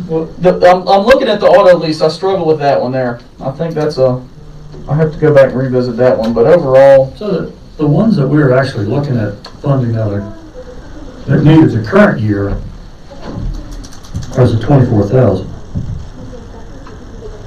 For the comp. That's how much the county puts in as a match to the Right. grant. And then the 18 is benefits, It approximately? appears, from what I'm gathering, yeah, about 18,000 a year in additional benefits. And depending on who we would hire, you know, if they were a seasoned officer or not, you know, a portion of that 18, I think, is what we would need in addition to, you know, the comp board salary. But you're pretty sure about the 24? That's. The 24 is what the county already puts in on the SRO Already grant. put it. On the SRO On the grant. SRO, so that's part of the SRO. I So thought you were the saying SRO grant is a state program? The SRO grant was funded by the current governor, and we were able to get one of those grants, and we've had it for 4 years, and this is the last year we can have it. Right. But you knew that. So we either And have we to knew that dissolve going it. in. Right. Yeah. So we And either have we to all dissolve said it or support pick it up ourselves. So, and I'm gonna ask this as, I know you don't have a crystal ball, but do you feel like there's going to be other areas that we might be able to tap into SRO monies with the current climate, maybe on a No. state, federal, or private? No? I don't want to dive into politics up here, but I can say with the current political atmosphere of defunding SROs, Right, with one side of politics, right. That's it why I'm would- wondering if it would be very difficult to see any more additional funding coming towards SROs if there's a specific governor. That's what, I understand that, that's why I'm wondering why they're private. And I get it, I get actually, it. there Let me may dance be- somehow around. And I'll say that actually there may be less, because the programs are gonna be cut and done away with, I'm afraid. Right. So it's not just the governor, you've got the General Assembly that's also. Correct. It's not just one office. It's all three offices, I mean, any one of them could block it, so it's not happening. And I can tell you, There's no if, way. I'm gonna throw this out there, and this is just 100% my opinion. If the General Assembly and the new General Assembly and the new governor decide to cut qualified immunity without any type of protection clause, you will probably see me come back and ask for probably a $15,000, $20,000 increase on the starting pay in order to hire people. Right. Because nobody is gonna want this job when the government does not support you. If you can get by with that. Yeah, that's right. Correct. That's right. It's hard enough, it's stressful enough. There's nothing in qualified immunity that keeps us from getting sued if we do wrong. If we are negligent, or we go out and purposely hurt somebody or do something, qualified immunity has nothing to do with that. It basically protects us on frivolous lawsuits when we are protected by what we do. If that ends, it will be a disaster for law enforcement. Now, Colorado got rid of it, but they still have a protection clause for officers. They say they got rid of it, but in all reality, they did not get rid of qualified immunity. They just renamed it. Right. There's still protection for those officers. But you know, like Mr. Yoder's talked about getting hired $15 an hour to push a mop. That mop don't shoot back. That's fact. And, you know, it's hard. It takes a special person right now to take this position. And it don't cuss you while you're down here at the rec park in front of your That's family. right. Exactly. It don't scream at you when you're over here at the high school trying to watch a volleyball game Right. and you get fussed at. You know, those things are, you know, those things, you know, the $15 an hour and not have to deal with all that. That's why people are leaving these. Domestic Yep. stuff is what Just not worth it. So trying to hone in on, really the only thing that, what we would be looking at next week would be that 18,000. What I will do is I will try to get the exact figure that I would need if we have a starting deputy, a starting wage, and I will try to get that exact figure when we're looking at academy fees, you know, fuel, everything I can think of, and have it laid out. That way we know I'm gonna have X amount from the comp board and I need X amount from the board, you know, if we go that route. But like I said, if we go that route, I want to make sure that we can fund the SRO, because what I don't want to do is terminate somebody. Whereas now the setup would be, if I carry it, I don't have to fire anybody. I just have a position open and we just slide them around. Right. But you lose on that. Right. Yeah, I mean, you want that comp board I think we all. Yeah, I want both of them funded. Right, you want both of them funded. We want the SO to stay in place and fill the new spot. Correct. The only thing I'll say about that is, this board could change some by the time we get to budget time. So we know it's gonna change some. Right. So Well- on the SOR side, I don't know that we can guarantee that's gonna happen. You can't, and I understand that completely. But we And my can't thing do is- December 31st. Yeah, Correct. that's right. We can. As soon as we get those numbers, I'm prepared to take action. That's on the other officer. Well, and I mean, I can tell you, my officers and, we're not ignorant to the fact that who knows what's gonna happen in this county. Y'all may come to me and say, Brian, you have to cut 2 of your county funded positions. And it's just an unfortunate thing, that would hopefully have to be some disastrous event in the county that hopefully never happens. But we understand that, yes, things change. When you try to plan ahead, that's why you plan. Things do change. So, no, I'm not saying yes, I'm not gonna hold you you said you would do it. I think this I know board's committed to making your plan work. What happens January 1 may be totally different. Correct. As long as you understand that. But there's 3 of us that will be here. So, I mean, I think consensus among us 3 that we want to support both positions is a positive sign. Now, I may get hit by a truck tomorrow, so, that's, I don't know, but, Who knows, funds may Kick my cow. funds may. Well, there's that. And still look at this other big dollar amount and see what, if there's something to be done within this current budget, let's try and break it up so it's not such an impact on the next one, or the next one. Yeah, I think the current budget, the only thing I would be looking at is the comp board, funding the comp board slot Well, and no, getting most likely we'll do everything we can to fund the SRO so I can move ahead on that. And then I will break down in my budget that I will submit to y'all different plans of attack. And there may be something in that instead of kicking out, that we can still do within this budget year. Move it ahead of schedule rather than being behind, if possible. We'll have to speed it up. I'm gonna say, our apologies, we've had folks waiting on Zoom for 40 minutes, so, This is sorry. very important. Yeah, I know. All of it is, but this is very important. Yeah. Thank you, Brian. Thank y'all. Thanks, Brian. Thank you, sir, for what you do, and all your officers and everybody too. Yeah. All right, let's go to lunch. Well, if we just scheduled it like I said, we could. Still don't smell hot dogs. Yeah, that's it. I don't know, there's that thing out there. Hot dog machine. It is. Somebody gotta just go and get some. All right, if Mr. Chair, if we might, we're gonna go, if Tabitha sets us up. Yeah, the next item you had at 11, was to, have a discussion with Amy Ingram, Steve Durbin, Brandon's out here, he's been here for a while, to kind of answer any questions and lay the groundwork for a redistricting conversation. So I know you all are looking forward to that.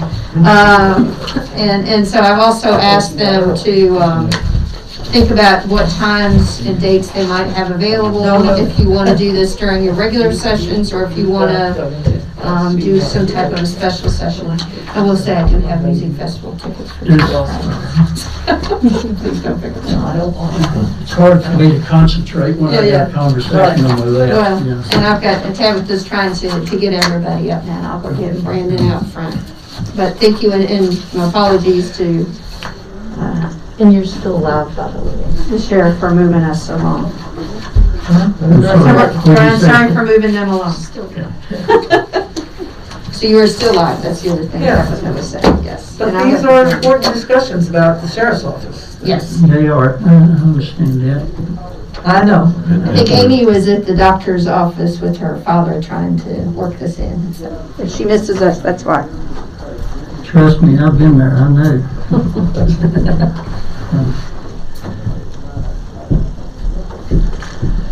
I just wish we could wave a magic wand like the federal government does and get on this one.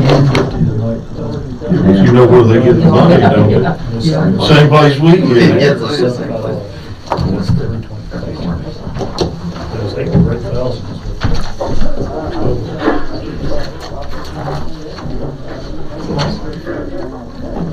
Steve, can you hear? Get more jackets.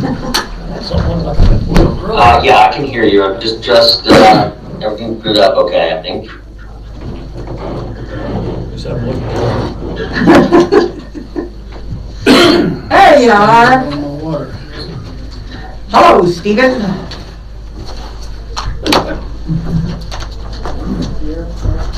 You need to turn the camera just a little bit, it's turned too far this direction. Do what? Focus on Jay. Okay, It's just on me. yeah. There you go, get it on the chair. There you go. How's Mr. Durbin this morning? And scoot over. We're okay. I hope all you are. Yes, sir. Just Good. like a dog chasing its tail. Round and around, son.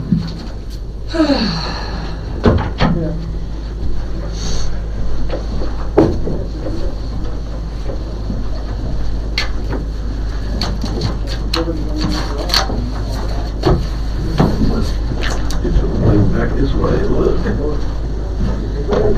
I'm gonna put it farther back to wire off my head's missing. For some reason. I didn't bring a hat today, I'm sorry. For some reason what? Polished it too good. That's from falling off them dinosaurs You going to got that school. right. You need to raise the whole laptop. Yeah. That's what my son's using now. Need to get a,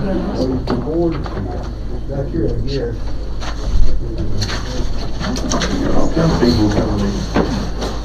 That's good. Man on the play. there you go. You come around and sit up here, I think we can make room for you up here. Yeah, I need to plug it in somewhere, I guess. There's a Y'all can plug see in right it. there. Okay, is it HDMI? Oh, sit here. Then you won't be able to see Steve. That's okay. Steve, do you Okay. mind if we see a map rather than You? you? I'm sorry. Yeah, put the It's map plugged into over this on one us. here. Well, since you're gonna have to redraw the map and hopefully not redraw me. Look at that. But you'll be able to see him on there. Oh, he's still there. Yeah, he's Okay. still there, but I don't know if you guys can see. Sorry, we were working through personnel security. Hey, We're good Steve. now. Oh, no. That's why we were all. You better hope we're not redrawing you. I don't know if you're gonna be able to hear him now. Probably not. I don't know if you're gonna be able to hear him. Yeah, hold on. I'm sorry, we don't have no audio from you. Just put them on. So I give you a hard time, you can't fight back. Yeah. You're welcome. All right, Steve, can you talk so we can test the audio? Paging. Much more stuff like this, we're gonna do 2 more meetings. Coming out over there, ways. I've been doing one that's not up here long. Still can't hear me. I make a motion. Yes, we can. We can. Move Indian Valley all the way over, touch my district. Stop. Gosh. Yeah, we can try. Stop it. See changes. Oh, I'm looking there.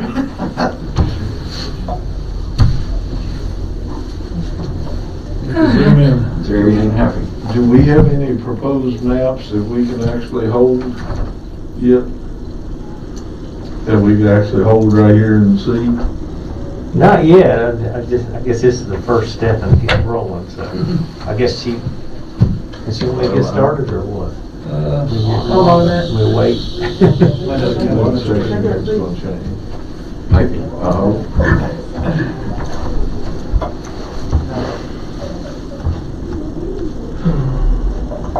See, y'all didn't take my suggestion of 7 or 8 districts.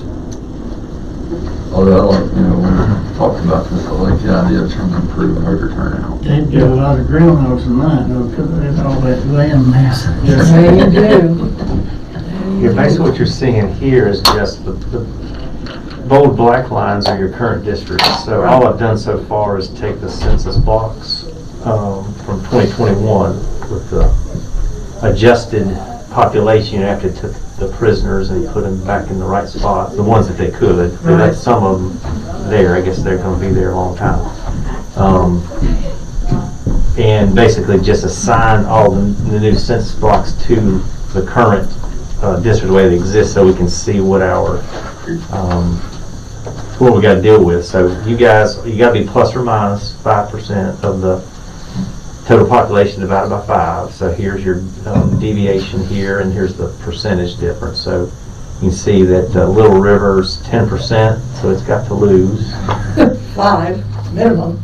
Yeah, 5% minimum, and then you've got D3 is a little on the close to the negative 5%, which is kind of surprising. Right in the middle of county. Yeah. Yep. And then the others are, okay, but it's up to you guys. I'm just here to, you guys say which blocks you want to move where, and we can do different options, but I'm here just to move them around and let you guys see what that does to the total. For a second. Yes, this is not. So So basically, D3, it has to gain. Doesn't have to. Well, I mean, Someone's got to get it. by the numbers I see there. Yes. It's got to get, and D2, Little River's got to lose. So, That's a simple solution. so Could I interject for a second? sure. I would just say that it may be even trickier than it appears, because the deviation, ideally, the recommendation from legal side would be get your deviation not from 5% or less from the ideal, but 5% or less from each other. I'm aware of 2 Supreme Court of Virginia cases. The federal standard is a little looser than the Virginia standard, and I know of at least 2 cases where the Virginia Supreme Court struck down a deviation of 6.31 and a 5.42 between the highest and the lowest. The ideal, they would have been closer, because one was below the target and one was above the target, but because they were more than 5% from each other, it was deemed to violate equal protection under the Virginia Constitution. So we really need to be looking at 2.5% from the average, is what we need to be under that. Well, yeah. I mean, that's not necessarily. I mean, if you had if you had 4 districts that were -1 and one that was +4, that's going to be presumptively safe as well. Okay. I will say that in these cases where more than 5% has been struck down, there may have also been issues with what impact that might have had for protected classes of citizens. So that may have factored in as well. But to be on the safe side, you want to be within 5% of each other district. Okay, so, Go ahead. all right. So it appears that D2 has the most to have to get moved. Then that is my district. And if we were to take close to 300, 325, 330, 340 individuals from the Little River District, move them into the courthouse, and then from the courthouse move them into Indian Valley and Burke's Fork, that would kind of make us equal, and then maybe give a few to Lauren, because ultimately, for me, I would like our districts to try to be as equal as possible for the next 10 years. That would be my goal as a person sitting in this seat that seems to have been the person that has all of a sudden grown by 321 individuals. Well, And what? And And all. I'll probably to blame for some of it. Well, and looking at it from Steve's standpoint, if I'm looking at the numbers correctly, D4 and D1 are within that 2.5 that we were Right. talking about. So, well, it disappeared. Hold on. There it comes back. It wants a hot dog too. So actually, it could be worked out between, if you had to, it could be worked out between the 3 districts to get Right. down to the 2.5. Correct. I think if I'm looking for 47 voters, this little neck right there has always bothered me, so. Yeah, and If you gave me Lauren and that little I, neck, then I think that the people out there would be happy because then they could drive through. yeah, Lauren and I Just to have talked give you a- about that. So just give you a taste of what we can do kind of on the fly is we could take like, give that to D1, so I can just go D1.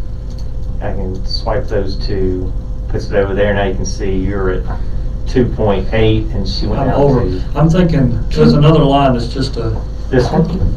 no, back, what's that? Can you give us roads? Yep. That's what you want. That's what I want. Maybe turn it on. Roads or waterways. Roads and waterways. What you were talking about was taking Eden down there, wasn't it, instead of getting rid Yeah, of he it? did, No. he had. Yeah, you did. Just trying, I can't see from over here, so I'm sorry if I'm just walking in front. Well, no, you're not hurting me, but you're talking about taking that black line there at. I'm saying, leave this in, No, he did what he did. no, Yeah. Cole's knob, make Cole's knob the line, so this part goes into red and this stays green. Okay. Right, Yeah. right, And that makes me almost perfect. yeah. So Cole's Knob, and then the other half of Cole's Knob is still in the Little We'll River. go off back. Yeah, go ahead and bring it out a little bit bigger. That would put right there across from the church. Right, right. All these people, it would basically put all of Daniels Run in my district, which should be an Well, appointment. not all of Daniels Run, I mean. Well, all of still. the, until you get out to the pilot. Right, right. So, and then I was thinking, if we were to do something, would be to come, Jerry, on, let's get me to Moore Road. See Moore Road up there? Come Moore Road, did you put the waterways on?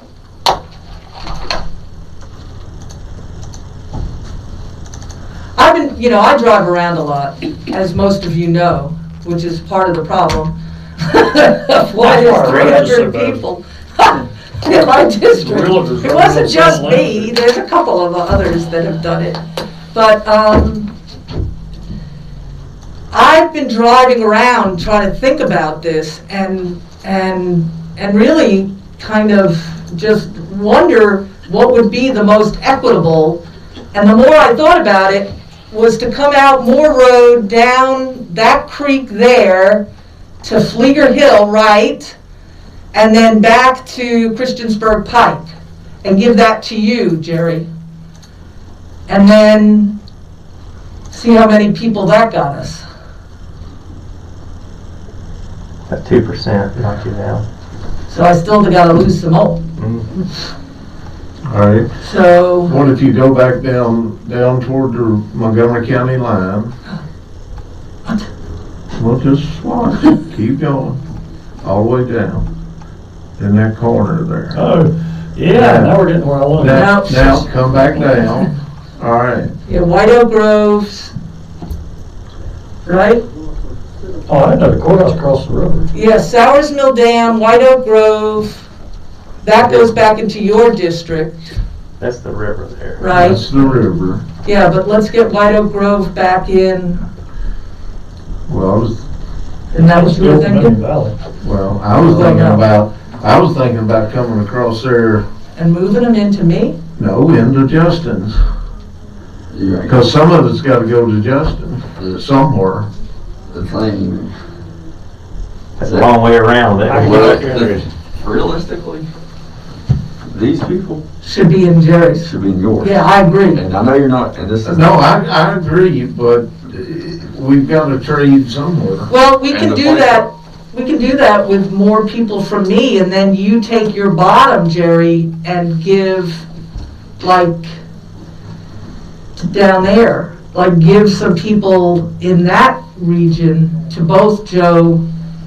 Cause that's the people that complains a lot about having to drive. Well, how much can you pay here? I'm not putting any valley or Burke's Fork across the Little River on the other side. Yeah, so I know, this I is know. very, very unfair, and it's bothered me since I've been here. Agreed. When I've campaigned and when I've worked the poll, It's bad. I see two families that I know. Yeah, Right. I'm sure, I don't know everybody, but Some of them are voting early, but if you look, Indian Valley's numbers are always lower percentage You numbers. just got a lot of people in here, like this one block has 99 people. so if you move them out of yours, it's gonna hurt. You're gonna have to pick up them somewhere, and the problem is you can't pick up a whole lot from D5 because they're already negative. Well, the place we probably need to pick up is the place that we don't want to pick up. And the reason that is, Right. I mean, we know, but if that was to come out, then you'd have everybody here on this side of Route 8. Go down. Well, all right, that section right there. If Joe gave that and then I gave a little more of the section out next to the parkway. Yeah, you could do that. We're getting closer to the 7 seats. I think I think a perfect voting location would be the Beaver Creek area. Yeah. Yeah, it would. And that's why, I've kind of thought about that, is if, Are you mean to move this little area right here over to see what it looks like for D3? I think so. Well, let's, Route 8 over. Yeah, oh, but that's a lot of people. it is.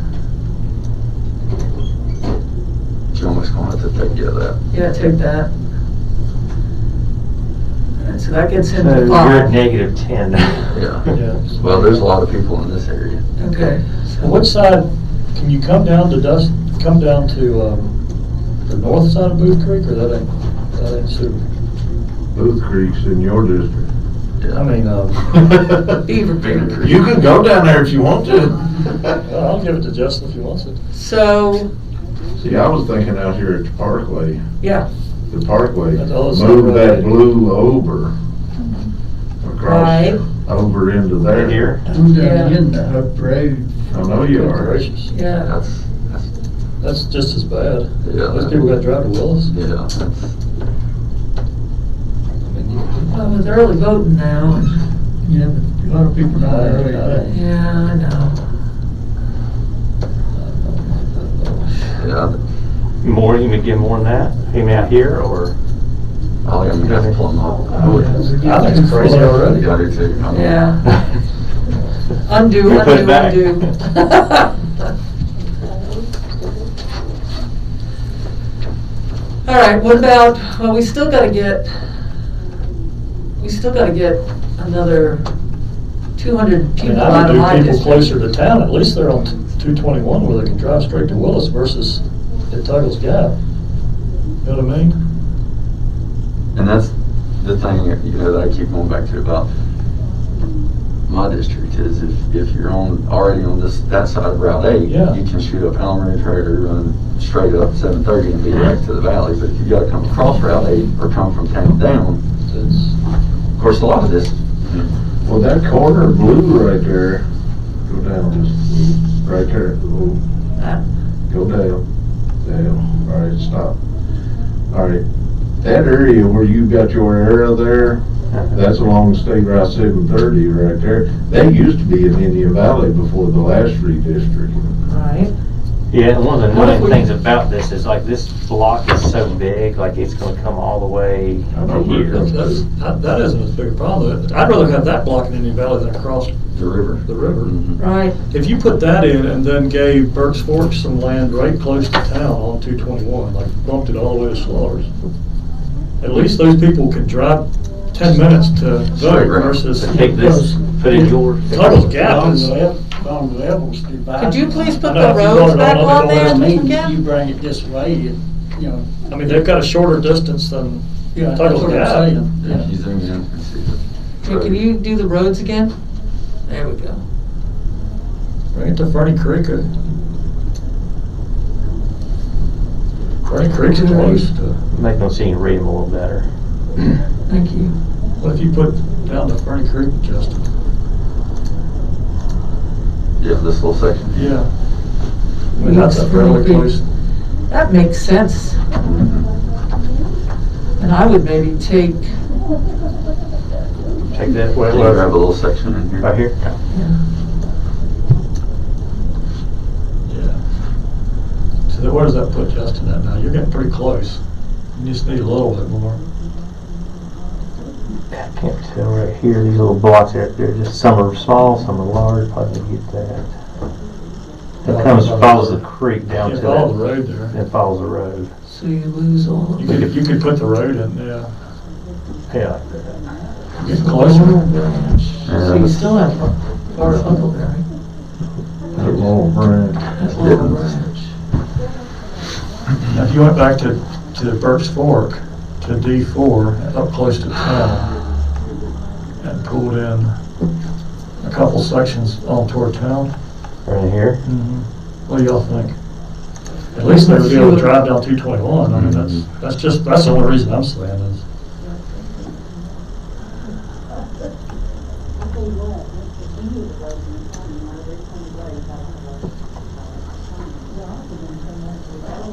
Well, we're under, other than me giving up another D4 200 District Road. people. Well, You we give a gotta still little get to more one, a D4. Yeah, little we to still gotta three. get, huh? Give a little to one, a little to three somewhere. All right, so, You can grow my district just a touch, but you still got, D4 still gotta go some more. so, So, go back.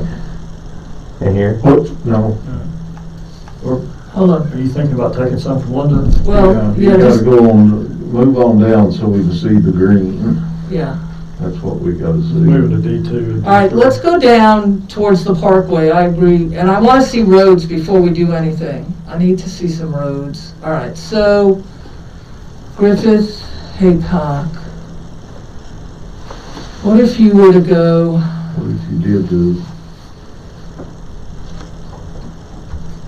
What is that? can we move up a little bit? There you go.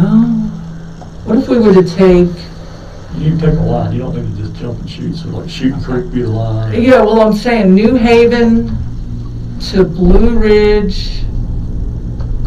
Like, what is the New Haven, Blue Ridge, what does that swath give up? 37, so. Only 37?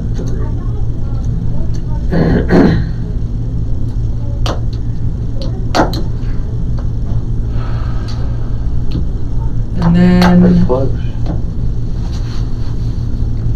No, we gotta get a lot, no, you still need to lose a lot from our district. Just keep going through those blocks, make it a Well, line down Shooting Creek. Yeah, so that's, well, I don't wanna do, You can't, this ain't about picking and choosing the I people you want in your understand, district. I understand, but I would rather go, I'm thinking, why not go to town? Why not go, well, no. I don't know. There's a lot of people like Hillcrest. I was gonna say, what if you went out to Hillcrest? get this whole block. Yeah, And then what is that? That's Flieger Hill, right? yeah. Yeah. That's a commerce park. Yeah, it's a Well- commerce park. But if you did Flagler Hill all the way around and put it all in that whole area. Yeah, just see what that does. That solves your problem right there. They put you Now, at The six. only thing you he put did- these back, because now he's 6.5. No, he's gotta give some to the D4 yet. Yeah, he'll still have to give.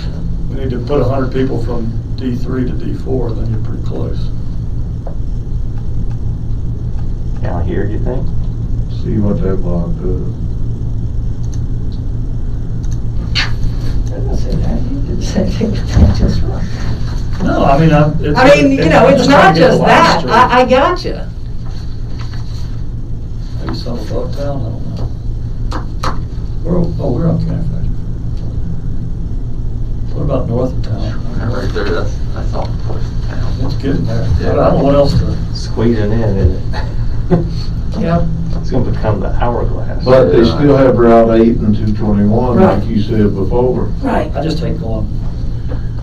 I would say, and I'm just gonna say Yeah. it, kill me, No, I understand. is to give this back to Willis and bring Indian Valley on out to Route 8.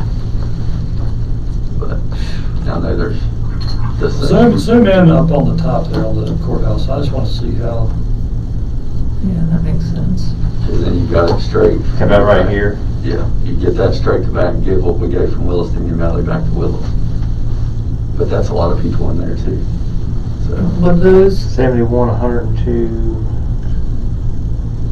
You talking about come all the way to this road? well, progressing that way, maybe not having to go, see how far we would have to go. Starting from the furthest north, yeah. That looks Can pretty you put the good. road names back up, Can you pull it please? in? Yeah, pull it in so we can see the names. Let me go all the way to Route 8. I don't think you need to. The part that worries me that we added Indian Valley's Laurel Branch. So put that back to, Why? I mean, or just leave it. You're pretty balanced now, look at that. Yeah, I mean, Hey, now you're the biggest district. I'm looking for that. Well, you could give back a little bit on Laurel Branch. I think a little bit of Laurel Branch back to Willis, because they're right, I mean, they dump right out on 221. right. You know, just, now you're gonna tell them they gotta go all the way through Willis. I mean, it's gonna be robbing, yeah, I get that. That makes, I mean, this, we can understand that, I think. Yeah. Is there anything is there any way to split that big chunk of roads? Went the wrong way. No, you can't split census blocks. Well, the one blue spot there you need to get back. Yeah. Yeah, that's so big. It's, And that's a whole block right there. yeah, this guy's just, he's that big. Huh. 157. So it goes all the way across. Yeah, I see. That line is.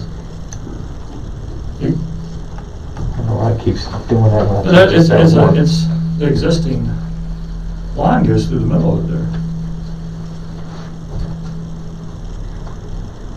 No, this is 2 different blocks. It's just been a Oh, I little see. hateful with this. That's why I was wondering why it was. It's got a little bit of a bug in it, this software they've got that, it did this in Bland County the other day. The stats are right, it just doesn't color them right for some reason. Oh, so right now we're. I know, where we need to be. 4 needs to go back. Right, There you go. now, go down for me a little bit and get back to Route 8 up there. Well, now, zoom in there. Let's do Route. Yellow brick. That other That's side. probably the best thing. Where's the music road? I mean, I have to agree. What's that? The existing line is Music Road, and we just brought it down to a creek, is that what we did? Mm-hmm. Yeah, It'll be following a creek. Yeah, Beaver Creek again. The census lines have to follow a physical boundary. Right. Well, that's Beaver Creek Road, not Beaver Creek. Right, but what is, What, that's Beaver what's Creek, on is past it? there, Jerry, on the left, Beaver Creek heading toward Route 8? Or, All that. I mean, I turn the address points on, you can kind of see how many houses there are. Okay. I can live with that right there. And it's got the numbers relatively close, Yeah. a lot closer than they've been. We took care of the troublemaker here, Um, because it'll just continue to grow. Well, we've got one district that's -4, which I don't know if Steve is gonna say that's gonna work. -4%, Steve?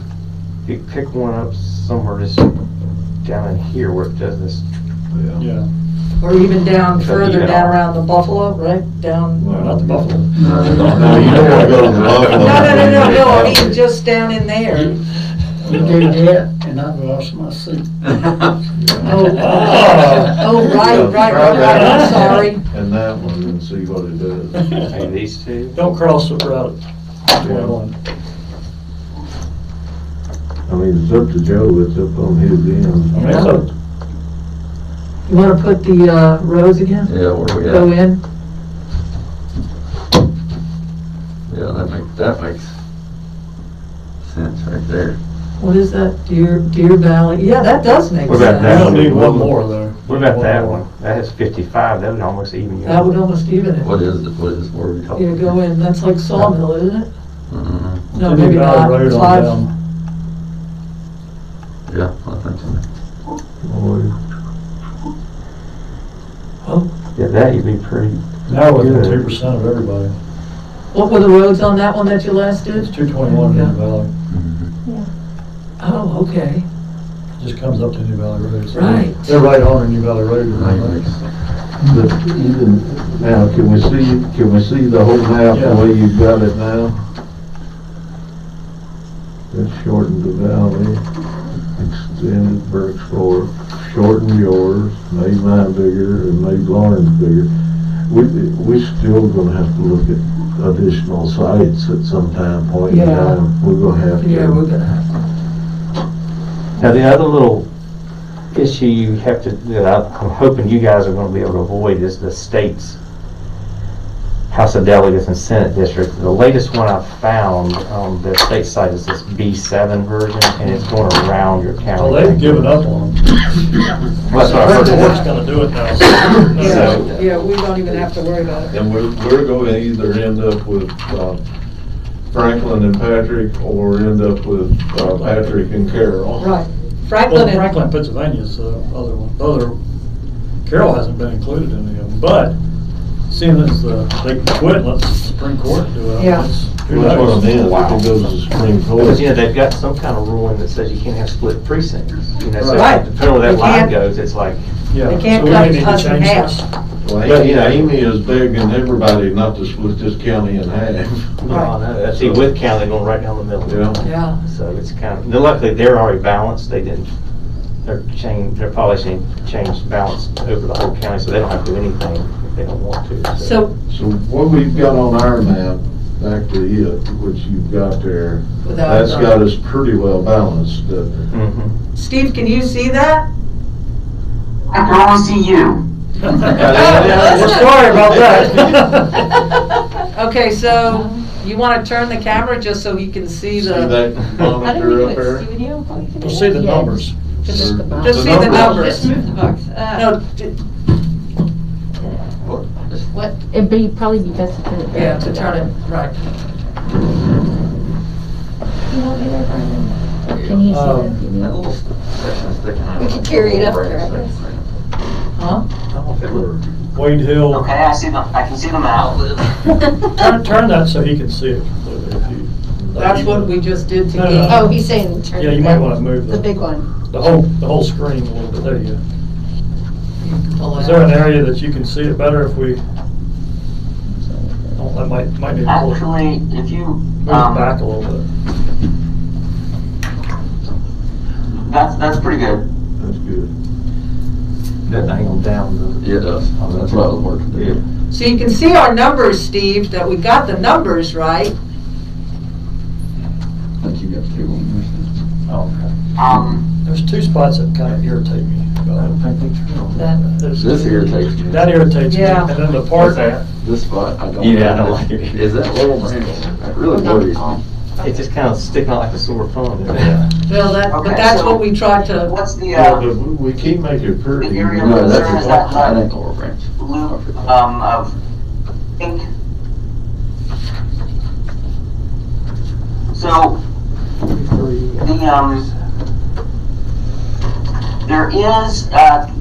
there is case law, and the code and the Constitution calls for compact contiguous districts. So you could get people could raise concerns over, it looks too gerrymandered because the borders are too jagged, or there's this part that's hanging out. So while that is some kind of a concern, the compact and contiguous requirement is in the bottom of the list behind pretty much all the other things as far as Just proportionality. You can even consider existing What about some of the communities, ones on yeah, what about geographic boundaries, roads, incumbency. So while that is something of a concern, that's not giving me a whole lot of heartburn. What about those two sections there? That might be. They don't have any, that only has 7. Oh, okay. So let's try it. Don't get into what you were talking about, Joe, just the land mass. Doesn't help. Didn't help much. Now, what about that? It's just a shame because This is a whole block. those because that poor whole folks block- right there can drive 2 minutes and go vote. Yeah. Now they got to drive to New Valley. It's. If you did that, it would do It's it. just, What is that? I can't recognize. Well, I'm getting, Yeah, can you? I've had complaints from people out on Route 8 that want to come to It's a Floyd, firehouse. that's currently going to Burke's Fork. Allen Ridge.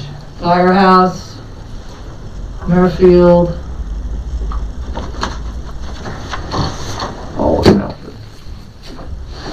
And then what is that? Well, I mean, and, if you know, If you did it, it not looks putting better.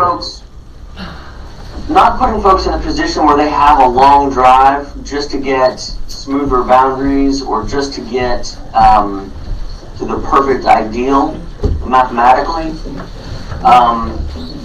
is acceptable. So you can, you know, if you vary from the perfect 3112, I guess is what our target would be. If you're varying that, but in the process you're giving people the ability to not have to drive, you know, a 10-minute drive, now they've got to drive a half-hour drive. You know, that's a legitimate reason to not be perfect on target, as long as you're within 5% of each other. That does look better. Looks a lot better, but. You could put the two. But they vote ones- like right here, and all that. Yeah, That's right, what that's I the was problem. saying. What about, there was several small sections, if you zoom back in, go up.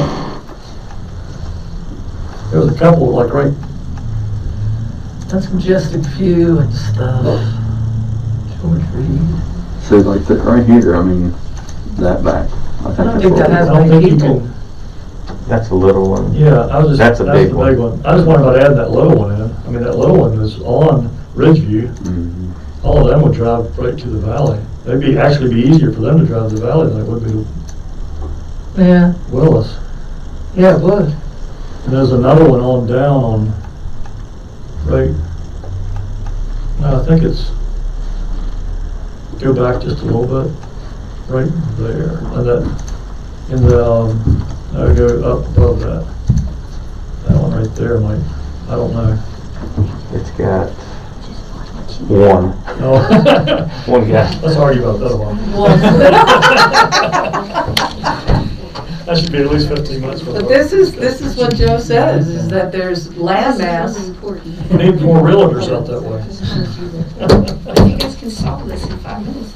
Yeah. I mean, this, Well, we're pretty close. this is pretty the thing where it's like, Some interviews at 12. 10 years from now, if you don't grow, it's gonna be really rough. This is important. I know, but I'm just passing it on. I know.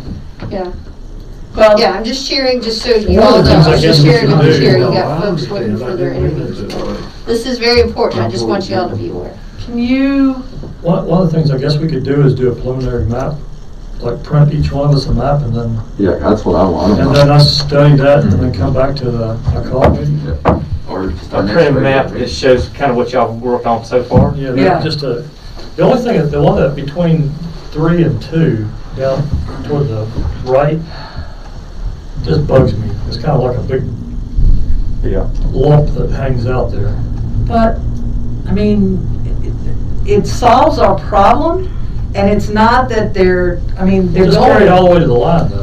but they're voting. Oh, here. Yeah, I mean, it's a big bowl. It That's just gonna looks, create confusion for people. yeah. I think that's part of where I'm going is. All right, hold on a minute. When What somebody about, says, well, they changed me to vote here and they didn't change my neighbor, and it's So- like, gets confusing, huh? so what if we do this? Come back down, Uh-huh. and then look at New Haven to, well, I don't know.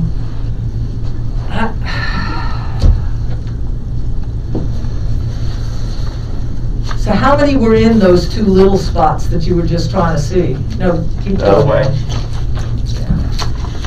Yeah, that you were just trying to, They're across the that. board, we just- You got Right there. 7, 8, 15. So these 3, that would be 20 something. I can't see the numbers, so I don't know how that. He's, The flat, see that? No, the totals. The percentages you took away. You took Oh, the yeah. percentages off. Let me just throw them in there and see what happens. I think so. Maybe that's just me being OCD, but it just really irritates me to have it kind of bulging. Well, and I understand what you're saying, but now the people on that road are the same boat, one on one side going one I place, one on understand the that, other. just looking at a map, people, I guess it all comes from that little jagged edge that's currently in my district, and there are Right. people in there going, who decided to come over here and draw me into the other district? Do they not like me? You know? It's like,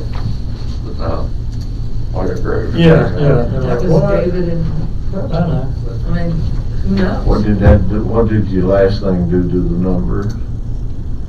I can't, since we turned it towards Steve, I can't pick up on it. So now I'm -2. Well, that's probably a good thing, you're gonna continue to grow. I know, So everything's still fairly close and within that but two. you're gonna Yeah. continue to grow too. That one plus or minus one, the biggest deviation is 1.7, 1.8. Can we get Can't, a that's- copy that's legible with road names? You know, like make a If we big printed copy. if we printed a map that size there, And we can study it and get back to our next And- meeting. I think we're probably pretty close to that. You know, I think have, we are have, too. maybe have the old lines in black and the new lines in a Yeah, color. that exactly what you got. other It would be than- just like this. yeah, You can see perfect. the bold black. Yeah. The bold black It's is on the that county old road one. map that they print. You Yeah. can read That'd be everything. perfect, if each one of us could get a nice big copy. So the big black lines are the old district lines. Mhm. I think if we had an hour. I'll put that in the next- legend. So- If we had an hour on the next meeting, we probably could. We studied Can it. you Put it in email the- that to, and we can get them printed before we even leave? Well, I could have printed it probably. Oh, yeah, that'd be great. That'd be great, then we could be prepared. There may be a few Make- changes we want to make. I mean, I'm lucky because on at my end, I don't have to really do anything, so it's really on y'all. But Can you you may go look back? at it and say, oh man, this person here is gonna have a longer drive than I realized, whatever. Yeah, that's right. I mean, you can't. Yeah, but Try to think of the road names and zoom in and out. unfortunately, I we're mean, not gonna eliminate that because of the population.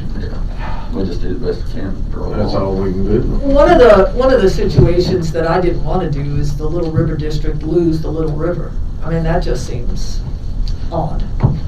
I mean, I know it's more against You gotta do what yours. you gotta do. And I mean, is there a way to know the, I'm not trying to fully complicate this, but know the school districts and association? The school district what? Well, the reason I'm saying is, Overlay. Valley covers a lot of what we've added, so the thought is I mean, I'm looking at it from a voter turnout standpoint. You know, if parents already used to. Already going- used to driving. They're already used to going that way. I see what you're saying. And that's. And we could ask the school district to give us a map of I don't have that and layer. compare it. It should be fairly simple, it hasn't changed since 1991. Come in attendance Right. zone. Yeah. Attendance zones. Yeah, I don't have that. I guess the schools have to give us, Yeah, we don't have that layer. but we could have another map made for Yeah. the school. Just compare. That's it an to see- excellent point. Just to see what difference we're making on.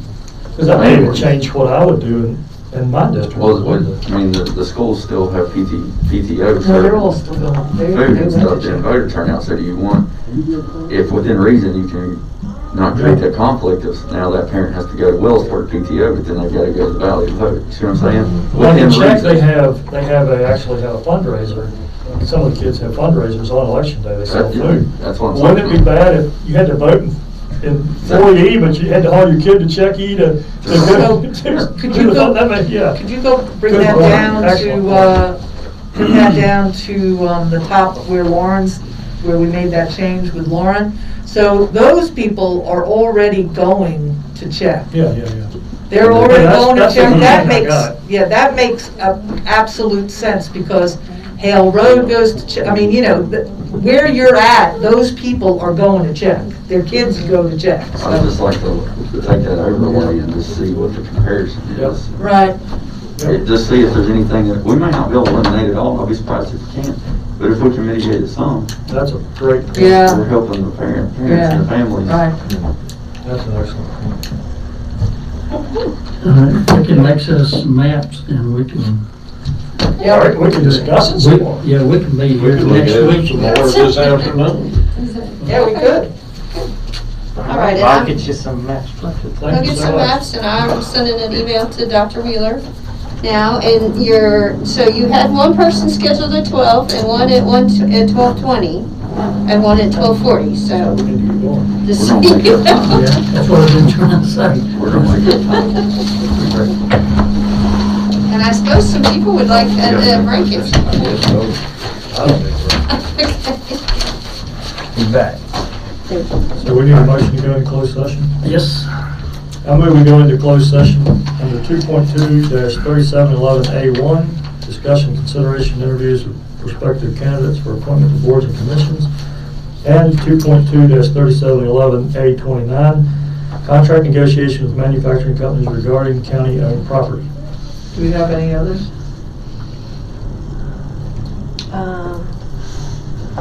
Just going I close. don't think so. We'll double check. Steve, is there anything else we need to, I don't know if you can hear, go in under that you're aware of? I think I've shared all our dirty laundry with you up to this point. Okay, we will want to discuss, your timeline for adopting these new districts. That's more of an open session discussion. Okay. At some point in the next, either, hopefully at the next meeting, in October, we can discuss the opioid litigation and take action on a proposed resolution, with the big settlement that's, being considered right now. Yeah, I think that's all. I'll second Mr. Yoder's motion. Motion and second. Call the roll. So that was a long way of saying I don't think I have anything additional for closed session today. Thank you. I didn't think so, but I wanted to double check with the attorney. Always a good idea. So, was that call the roll? All right, Mr. Yoder. Yes. Mr. Coleman. Yes. Ms. Cookenberg. Yes.